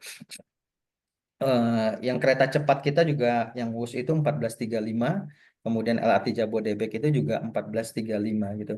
Dan sekarang ini mungkin dari sisi beban gandarnya juga. Kalau tadi kita bicara 1067 itu beban gandarnya itu ada maksimal adalah 18 ton. Tapi kalau misalnya 1435 itu maksimalnya adalah 22,5 ton. Nah, saat ini memang kita juga belum mengangkut logistik sampai dengan 22,5 ton. Jadi masih masih di bawah, masih maksimum itu di 18 ton. Jadi kita belum ada kepentingan untuk menuju ke, bukan menuju ya. Kalau menuju udah pastilah. Belum ada parameter kita untuk ngangkut lebih dari 18 ton. Jadi yang existing itu masih bisa digunakan gitu, Bu. Lalu pertanyaannya itu kenapa kok apakah ini perencanaannya itu ya itu sebetulnya kalau perencanaan dikembalikan lagi kepada perencanaan sih Bu. Kalau misalnya trek-trek yang kita sampaikan tadi trek existing karena dari dulunya udah 1067 ya jadi kita masih pakai 1067 bahkan yang misalnya dia dari single track menjadi double track yang double tracknya itu juga masih 1067 itu atas dasar mungkin efektif dan efisien ya. Kalau kita ganti semua mungkin kita butuh anggaran yang begitu besar gitu ya. Tapi untuk yang perencanaan-perencanaan baru itu rata-rata misalnya kayak Jabodebek gitu ya, LRT Jabodebek itu udah 1435 walaupun misalnya dia tuh L. Jadi kalau LRT itu kan dia sebenarnya kecepatannya tidak begitu tinggi karena di perkotaan, lalu bebannya juga dia tidak begitu berat like gitu. Tapi dia direncanakan menjadi 1435 itu juga nggak ada masalah gitu, lebih bagus lagi dia karena dia kedudukan keretanya itu jauh lebih stabil gitu. Nah, kereta cepat dia udah 1435. Jadi dikembalikan lagi masalah apakah misalnya harus direncanakan 1067 atau 1435 tidak ada ketentuan. Jadi dikembalikan lagi pada saat perencanaan itu dan keputusan dalam pengambilan dari stakeholder tersebut gitu, Bu. Terima kasih banyak. Tapi MRT juga 1435 ya?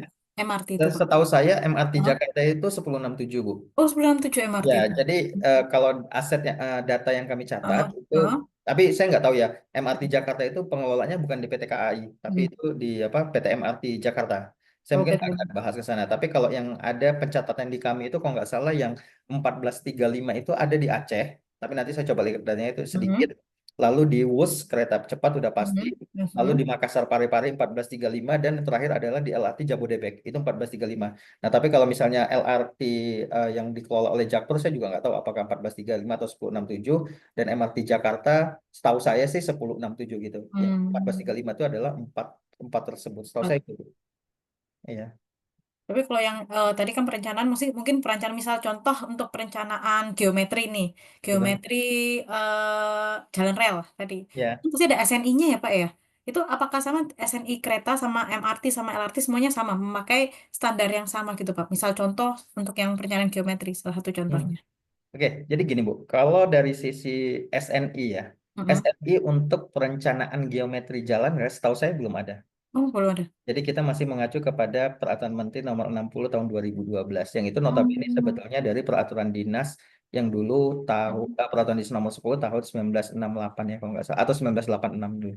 Masih Hmm. itu Bu. Setahu saya belum ada SNI yang mengatur tentang perencanaan geometri Geometri. jalan rel. Tapi SNI yang bicara tentang material jalan rel itu udah ada. Hmm. Kebetulan saya juga salah satu dari Komtek, Bu, anggota Komtek Komisi Teknis 4502 bidang pelaksana kereta api. Jadi kita yang membuat SNI bidang pelaksana kereta api. Nah, itu beberapa yang udah kita keluar itu bantalan beton, lalu balas gitu ya. Jadi kita udah punya standar SNI untuk balas gitu. Udah ada SNI untuk bantalan beton. Tapi SNI untuk perencanaan trasenya itu dari sisi geometri itu setahu saya sih belum Hmm. ada sih. Kita masih mengacu ke Oh. aturan-aturan yang lama gitu.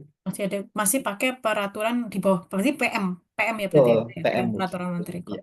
Kalau di jalan kan mungkin udah ada SE Dirjen. Nah, kalau di jalan Nah, menteri kan SE betul, Dirjen betul. pakainya. Betul. Udah surat edaran.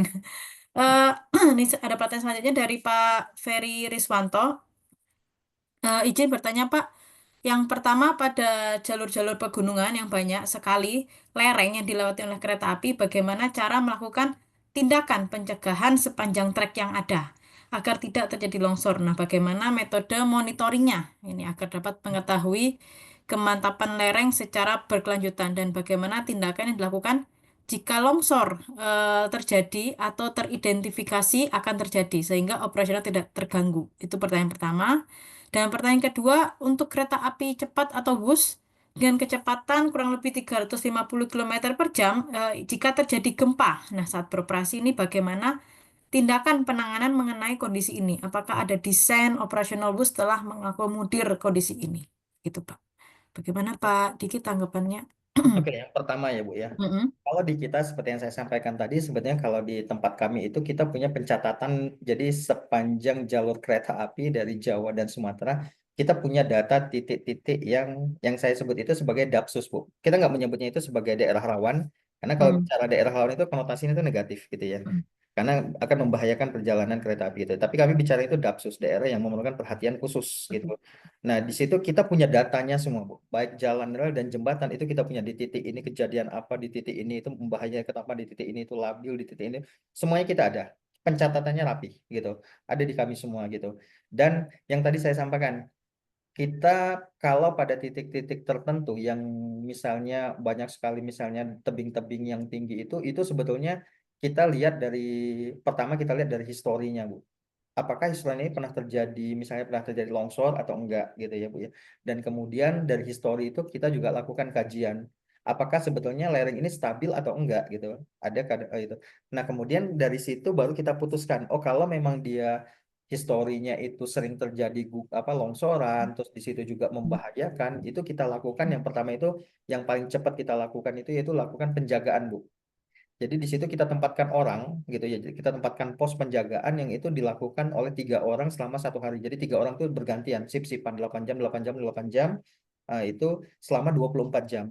Kalau nanti di situ misalnya terjadi longsoran yang membahayakan perjalanan kereta api, si orang ini akan menginformasikan kepada stasiun terdekat, Bu. Jadi sehingga nanti stasiun itu ketika misalnya ada gejala longsoran lah, bukan longsoran malah begitu ada gejala aja personel ini nelpon ke stasiun, nanti stasiun akan menyetopkan kereta. Sehingga kereta jangan dulu jalan nih sebelum ada petugas yang menyatakan bahwa di situ aman. Nanti dari situ akan ada petugas yang ngecek ke situ, kita lakukan pengecekan, kita lakukan kalau misalnya ada terjadi longsor, kita lakukan perbaikan segera. Kalau misal tidak ada, kita lakukan pengecekan apakah benar terjadi ini. Jika nanti memang udah tidak ada, itu aman, baru kita telepon ke stasiun, oke, kondisinya sudah aman, KA sudah boleh dilewatin. Nah, pada saat melewatkan itu juga butuh proses, Bu. Kita juga nggak sembarangan, kita benar-benar menjaga keselamatan. Apakah kereta itu boleh dilewati dengan kecepatan normal, misalnya kecepatan normalnya itu adalah 100. Apakah boleh langsung normal atau karena kita masih berpikir oh ini akan ada efek bahaya, ya udah kecepatannya kita turunkan pada titik itu. Jadi dia dari stasiun itu misalnya kecepatan tinggi, begitu pada titik itu dia turunkan kecepatan misalnya menjadi 40 km per jam gitu itu. Dan itu kita lakukan evaluasi itu. Bahkan kita untuk daerah-daerah titik rawan itu kita ada yang namanya IBPR. IBPR itu semacam identifikasi bahaya dan pencatatan resiko gitu. Jadi kita punya IBPR. Jadi kita di situ udah punya peta-peta resikonya ini tingkat bahayanya itu berapa gitu. Hmm. Nah, sedangkan untuk penanganannya tentunya itu Bu, kalau titik-titik itu berbahaya, misalnya sering terjadi pergerakan tanah yang tadi saya sampaikan, yang tadi mungkin dilihat itu kajian-kajian kita lakukan ambil top. Biasanya daerah nanti, misalnya Daob 1 Jakarta, dia laporan ke kami Bu di kantor pusat, bahwa di Hmm. titik ini nih menurut mereka sangat bahaya nih, tapi mereka secara engineering tidak tahu seperti apa. Akhirnya mereka informasikan ke kami, nanti kami turun ke lapangan, kami ambil data topografi, ambil data geoteknik, apa segala macam, kami lakukan kajian. Oh iya benar, ternyata kondisinya tidak aman. Harus kita lakukan perbaikan. Oke, perbaikannya seperti apa? Nah, itu kita desain, Bu. Apakah misalnya dengan DPT, dengan shotcrete, dengan soil nailing, misalnya dengan apapun itu, baru nanti dilaksanakan, diperbaikin sampai dengan KA bisa lewat. Itu kurang lebih seperti itu, Bu. Lalu tadi terkait misalnya WUS, kecepatan 350 km per jam, bagaimana dengan gempanya? Sebetulnya kalau beban gempa itu sudah dimasukkan pada saat perencanaan. gitu ya. Pada saat perencanaan itu sudah dimasukkan. Nah, tapi pengalaman kami memang beberapa gempa itu belum ada gempa yang pengaruhnya itu terhadap jalur kereta WUS ya. Tapi pengalaman yang kita lihat di Jepang itu Bu, pernah tahun 2011 itu ketika terjadi gempa itu jadi gempa itu memberikan informasi. Gempa itu kita memanfaatkan ada yang namanya P wave, ada yang namanya S wave, Bu. Nah, Hmm. biasanya kita kalau di Jepang itu yang dia tangkap itu adalah P wave-nya, primary wave-nya itu gelombang pertama yang ditangkap itu langsung diinformasikan kepada petugas, langsung secara otomatis menginformasikan kepada petugas dan petugas itu langsung menyetopkan kereta, Bu. Jadi kereta itu di stop secara by system. Jadi sistemnya itu bukan untuk menyelamatkan kereta tapi untuk menyetopkan kereta supaya dia tidak berjalan pada saat terjadi gempa gitu. Nah, biasanya keretanya di stopkan, setelah itu mereka petugas nanti melakukan pengecekan sepanjang jalur tersebut apakah dampak dari gempa ini berbahaya terhadap struktur atau tidak. Kalau misalnya dia terhadap struktur tidak membahayakan, kemudian kereta boleh dilanjutkan perjalanan. Nah, kurang lebih seperti itu, Bu. Terima kasih banyak Pak Diki. Mungkin pertanyaan selanjutnya ini dari Pak Aryo Damarjati. Pengoperasian stasiun kereta api adalah oleh KAI. Nah, tetapi ownernya adalah DJKA. Nah, apakah KAI dapat mengupgrade fasilitas yang ada di stasiun dengan mandiri jika ownernya itu adalah DJKA, Pak? Gimana ini, Pak? Nah, ini sebetulnya pertanyaannya cukup sulit nih, Bu.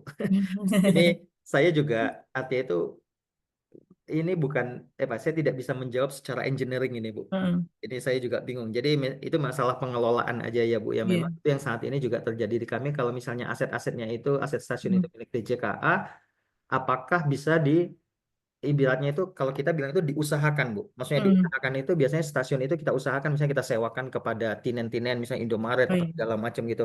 Biasanya stasiun seperti itu gitu. Nah, itu kita juga saat ini masih dalam pembahasan sebetulnya, Bu. Apakah misalnya nanti setelah dibangun diserah terimakan ke KAI, KAI boleh nanti mengusahakan itu atau seperti apa. Nah, ini saya sih belum belum bisa menjawab pertanyaan ini karena ini terkait sama regulasi bukan engineering. Jadi saya belum bisa itu. Jadi mohon maaf ya, Pak Aryo, untuk jawabannya mungkin kita nanti bisa kita diskusi kalau sudah ada keputusannya antara KAI dengan DJKA. Begitu, Pak. DJKA.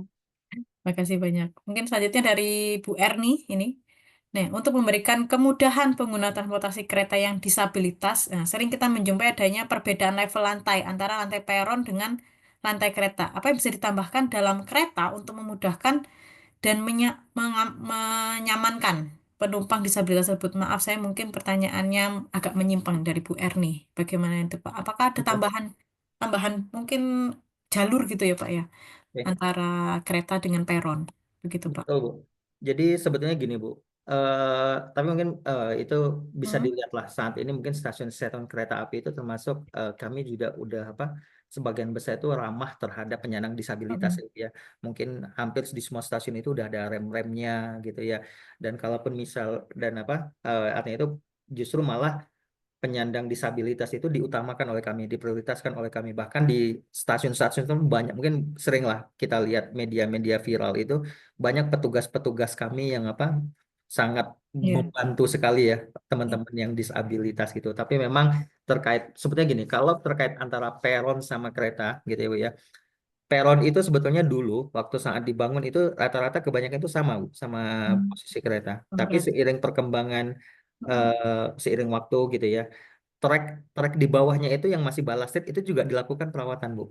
Misalnya Hmm. balasnya itu udah rusak, kita lakukan penambahan balas gitu ya. Jadi akhirnya lama-lama lantai kereta jadi naik gitu ya. Atau kalau kalau enggak jaraknya itu agak renggang gitu ya. Nah, itu juga banyak terjadi, terutama di daerah kota itu, daerah Jakarta itu, misalnya kayak di stasiun Juanda, dia Hmm. posisinya itu pada lengkung, Bu. Peronnya itu pada lengkung. Jadi kereta itu kepada lengkung kan ada perbedaan tinggi antara rel kiri sama Iya. rel kanan. Nah, sementara peron itu mengacu kepada relnya itu apa yang rata gitu. Jadi ada gapnya gitu ya, cukup tinggi. Nah, kemudian jadi trek terus dilakukan perbaikan sehingga ada perbedaan elevasi. Dan ada juga beberapa kasus yang ternyata pas begitu kita beli kereta, misalnya kita beli kereta bekas dari Jepang itu juga, yang dari Jepang itu juga misalnya kondisi lantai keretanya itu tidak sama gitu dengan kondisi Hmm. standar yang peron di Indonesia gitu. Kemarin kalau Ibu lihat baru datang yang Hmm. dari Cina itu juga kan Hmm. begitu mepet tuh jaraknya itu. Kami juga Tapi dengan itu kami juga tetap melakukan apa? Melakukan evaluasi, artinya begitu kereta datang langsung kami jalankan enggak, wah kita coba tes dulu, uji coba apa segala macam, kali itu membahayakan nanti kita ambil keputusan apakah nanti peronnya kita apa, kita potong sedikit gitu ya, atau misalnya kita lakukan rekayasa engineering. Tapi kalau untuk penumpang disabilitas ya tentunya ya memang seperti itu sih Bu, tetap kita lakukan apa, eh, kita treat lah kalau memang peronnya terlalu tinggi, biasanya nanti ada petugas yang membantu itu gitu. Tapi yang dari sisi engineering kurang lebih seperti itu. Ya, makasih banyak Pak Diki. Bu Erni, bagaimana Bu Erni? Ini cukup Bu Erni. Terima kasih banyak. Ini ada pertanyaan lagi Pak dari Pak Kristianto. Untuk desain MRT menggunakan rigid pavement atau beton di atas bantalan beton kereta dan tidak menyerap displacement. Nah, sementara kereta dari KAI menggunakan standar fleksibel. Mana yang lebih baik dari kedua sistem tersebut? Apakah dasar pemilihan fleksibel atau rigid, Pak? Begitu, Oke, Pak Diki. sebetulnya kalau ditanya masalah apa, apakah lebih baik rigid Mm, atau fleksibel, sebenarnya nggak ada mm, ketentuan sih Bu, gitu. Dan itu juga secara dua-duanya itu secara perencanaan itu dia apa, diizinkan gitu. mm. Jadi sebetulnya nggak ada masalah apakah lebih bagus rigid atau lebih bagus apa, lebih bagus Fleksibel. fleksibel, itu nggak ada ketentuan sebetulnya. Tapi pengalaman kami di lapangan, memang kalau rigid itu kita butuh maintenance yang lebih. Kenapa? Mm, Karena rigid itu dia kan di bawahnya itu balas ya Bu ya. Jadi ketika mm, dia mm, dilewatin KA hari ini misalnya mm, posisinya katakanlah jam 1 posisinya seperti ini. Begitu dia dilewatin mm, KA, jangan-jangan nanti jam 4 tuh posisinya bisa agak miring segini. mm, Yang namanya juga fleksibel. Jadi mm. beda dengan fleksibel yang ada di jalan raya. Fleksibel Iya, di jalan raya itu ditentukan oleh aspalnya. Kalau kita ditentukan iya, oleh balasnya gitu ya. iya. Jadi perawatannya itu jauh lebih lebih apa ya, lebih lebih perawatannya juga lebih ekstra lah dibanding Mm, yang rigid gitu ya. mm, Tapi kalau yang rigid itu mungkin biaya investasinya di awalnya itu mahal gitu ya. mm, Nah itu jadi so-so lah gitu ya. Kalau di kita misalnya, ya oke kalau misalnya jalurnya mm, kayak di LRT Jabodebek yang dia hanya sekeliling apa, cuma keliling Jabodebek mm, mm. baik aja, kayak di apa, di MRT yang dia hanya keliling di dalam kota, dan apalagi di mereka posisinya udah di atas elevated, jadi untuk membuat rigid itu lebih lebih sekalian aja dibuat rigid karena dia juga sama-sama aja udah ngecor Iya. gitu ya. Sekarang Mm, kebayang kalau misalnya Jakarta Surabaya di semuanya dibuat rigid tuh, butuh investasi biaya berapa mm. gitu ya. Kita harus membuat rigid itu gitu. Iya.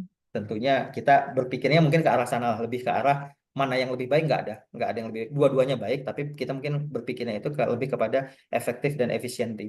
Kayaknya lebih ke arah sana sih Bu, gitu. Itu menurut saya Bu. Mana yang lebih efektif dan mana yang lebih efisien Betul. gitu ya, Pak. Betul. Mungkin ada lagi mau bertanya langsung ke Pak Diki. Mungkin pertanyaan terakhir mau nanya langsung ke Pak Diki. Saya beri waktu. Dan saya juga mau tanya mas sedikit Pak. Kalau apa namanya rel, kan kalau kita di perkerasan jalan itu ada namanya umur rencana. Apakah kalau di kereta api rel terus bantalan itu ada umur rencananya juga Pak? Ada Bu. Hmm. Kita udah merencana. Jadi dari awal itu Hmm. biasanya kita udah mendesain jalan rel itu sesuai Hmm. dengan umur rencananya gitu. Ada Bu. Oh, berapa biasanya Pak kok jalan rel itu? Eh, biasanya sih kita nggak ini sih Bu. Sebetulnya kalau kita Hmm. bicara umur rencana itu sebetulnya kalau di Hmm. jalan raya itu lebih kepada material gitu ya. Hmm. Lebih kepada material. Misalnya kayak bantalan beton itu seharusnya kondisi normally gitu ya. Kalau dia misalnya tidak Hmm. ada anjlokan atau tidak ada vandalisme, itu bantalan beton itu mungkin sampai 50 tahun juga oke gitu. Oh, 50 tahun. Ya, bantalan beton kalau nggak dia maksudnya kalau cuma dipakai untuk rel kereta api dipasang terus Hmm. dilewatin terus mungkin 50. Justru Hmm. yang cepat rusak itu pertama Hmm. biasanya balas, Bu. Balas itu karena Hmm. dia tadi fleksibel. Jadi pas begitu dia dilewatin KA, Hmm. jadi si bantalannya juga turun. Jadi yang main di bawah itu balas. Nah, balas itu Hmm. ketika dia main beradu sesama balas itu dia menjadi cepat Hmm. hancur gitu ya, menjadi cepat bubuk. Hmm. Nah, pengalaman kami lebih sering melakukan frekuensi penggantian balas atau penambahan balas daripada penggantian bantalan. Oh, Kalau oh, bantalannya sendiri, betonnya sendiri jarang rusak. Biasanya yang rusak itu malah pada alat penambatnya, Bu. oh ya betul. Penambatnya itu kan dia ada soldernya itu ya. Soldernya itu biasanya solder itu untuk pengait antara Antara bantalan fastener, dengan ah, lajur. antara fastener sama si rel gitu. Nah, itu yang biasanya sering terjadi kerusakan. Tapi kalau normally dianya sendiri itu juga orang K-nya K500 Bu. bantalan beton itu dibuatnya tuh K500, jadi saya rasa itu sangat tinggi sekali. itu lagi paling yang itu karena terus kedua rel itu cepat aus rel itu juga biasanya aus ya Bu ya, kerusakannya itu aus dan itu ausnya itu biasanya pada lengkung paling cepat karena adanya gaya sentrifugal tersebut Oh ya. iya, Lihat lengkung. pemiringan belok itu ya. Betul, tapi itu pun untuk menjadikannya aus itu juga mungkin butuh waktu puluhan tahun gitu. Tapi ketika aus tinggal kita ganti sih gitu. Begitu, Bu. Ini sudah ada yang raise hand dari Pak Rahmat. Silakan Pak Rahmat Kamaru.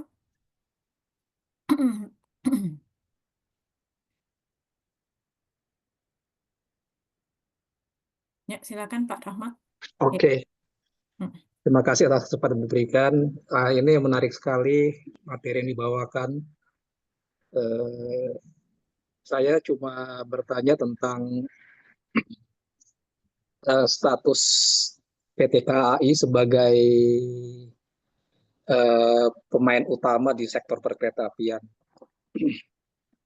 Bahkan hampir semua eh, rute perjalanan kereta api itu dimonopoli oleh kereta api, berbeda dengan angkutan moda transportasi lain, pesawat, kapal laut, ataupun transportasi darat lain itu terjadi kompetisi sehingga kompetisi karena banyaknya operator. Yang jadi pertanyaan saya, ketika PT KAI juga mengelola terminal, maksudnya stasiun, dan juga sebagai operator, bagaimana peluang dari operator baru untuk masuk ke dalam sistem transportasi kereta api nasional? Terima kasih. Ya, terima kasih banyak Pak Rahmat. Mungkin silakan Pak Diki. Oke, Pak Rahmat. Ya sebenarnya saya bidang saya engineering ya, tapi misalnya ini pertanyaannya itu. Jadi gini Pak, kalau dibilang KAI memonopoli, kami juga nggak setuju ya kalau dibilang KAI memonopoli itu, karena pengelolaan kereta api itu dulunya itu adalah sebenarnya kayak jadi kereta api itu waktu tadi misalnya Bapak menyimak di penjelasan awal, kita diambil tahun 1945 itu diambil oleh apa? Diambil oleh pemerintah Indonesia itu menjadi kereta api Indonesia dan satu-satunya gitu. Artinya itu ya itu adalah milik pemerintah sampai kemudian terjadi pemisahan antara peran operator sama regulator. Jadi sebagian besar itu wajar kalau itu misalnya masih menjadi dikelola oleh operatornya itu oleh KAI gitu. Tapi sebetulnya kami dari KAI juga nggak mempermasalahkan Pak. Kayak misalnya LRT Jabodebek ketika waktu pertama sekali didesain itu juga tidak ada kesepakatan bahwa KAI yang harus mengoperasikan. Lalu kereta api Makassar Parepare juga tidak ada kesepakatan dulunya bahwa KAI yang mau mengoperasikan gitu. Kami juga malah dari KAI silakan aja kalau mau itu ditenderkan ya silakan aja ditenderkan begitu Pak. Gitu. Cuma sampai sekarang ya silakan aja. Apakah misalnya ada badan usaha yang misalnya mau ikut dalam kompetisi itu, tentunya kami juga sangat senang gitu. Menurut kami seperti itu sih Pak gitu. Kalau misalnya, sorry mungkin saya tambahkan ya. Sebetulnya kalau kita lihat juga Ya. sekarang sudah banyak kok Pak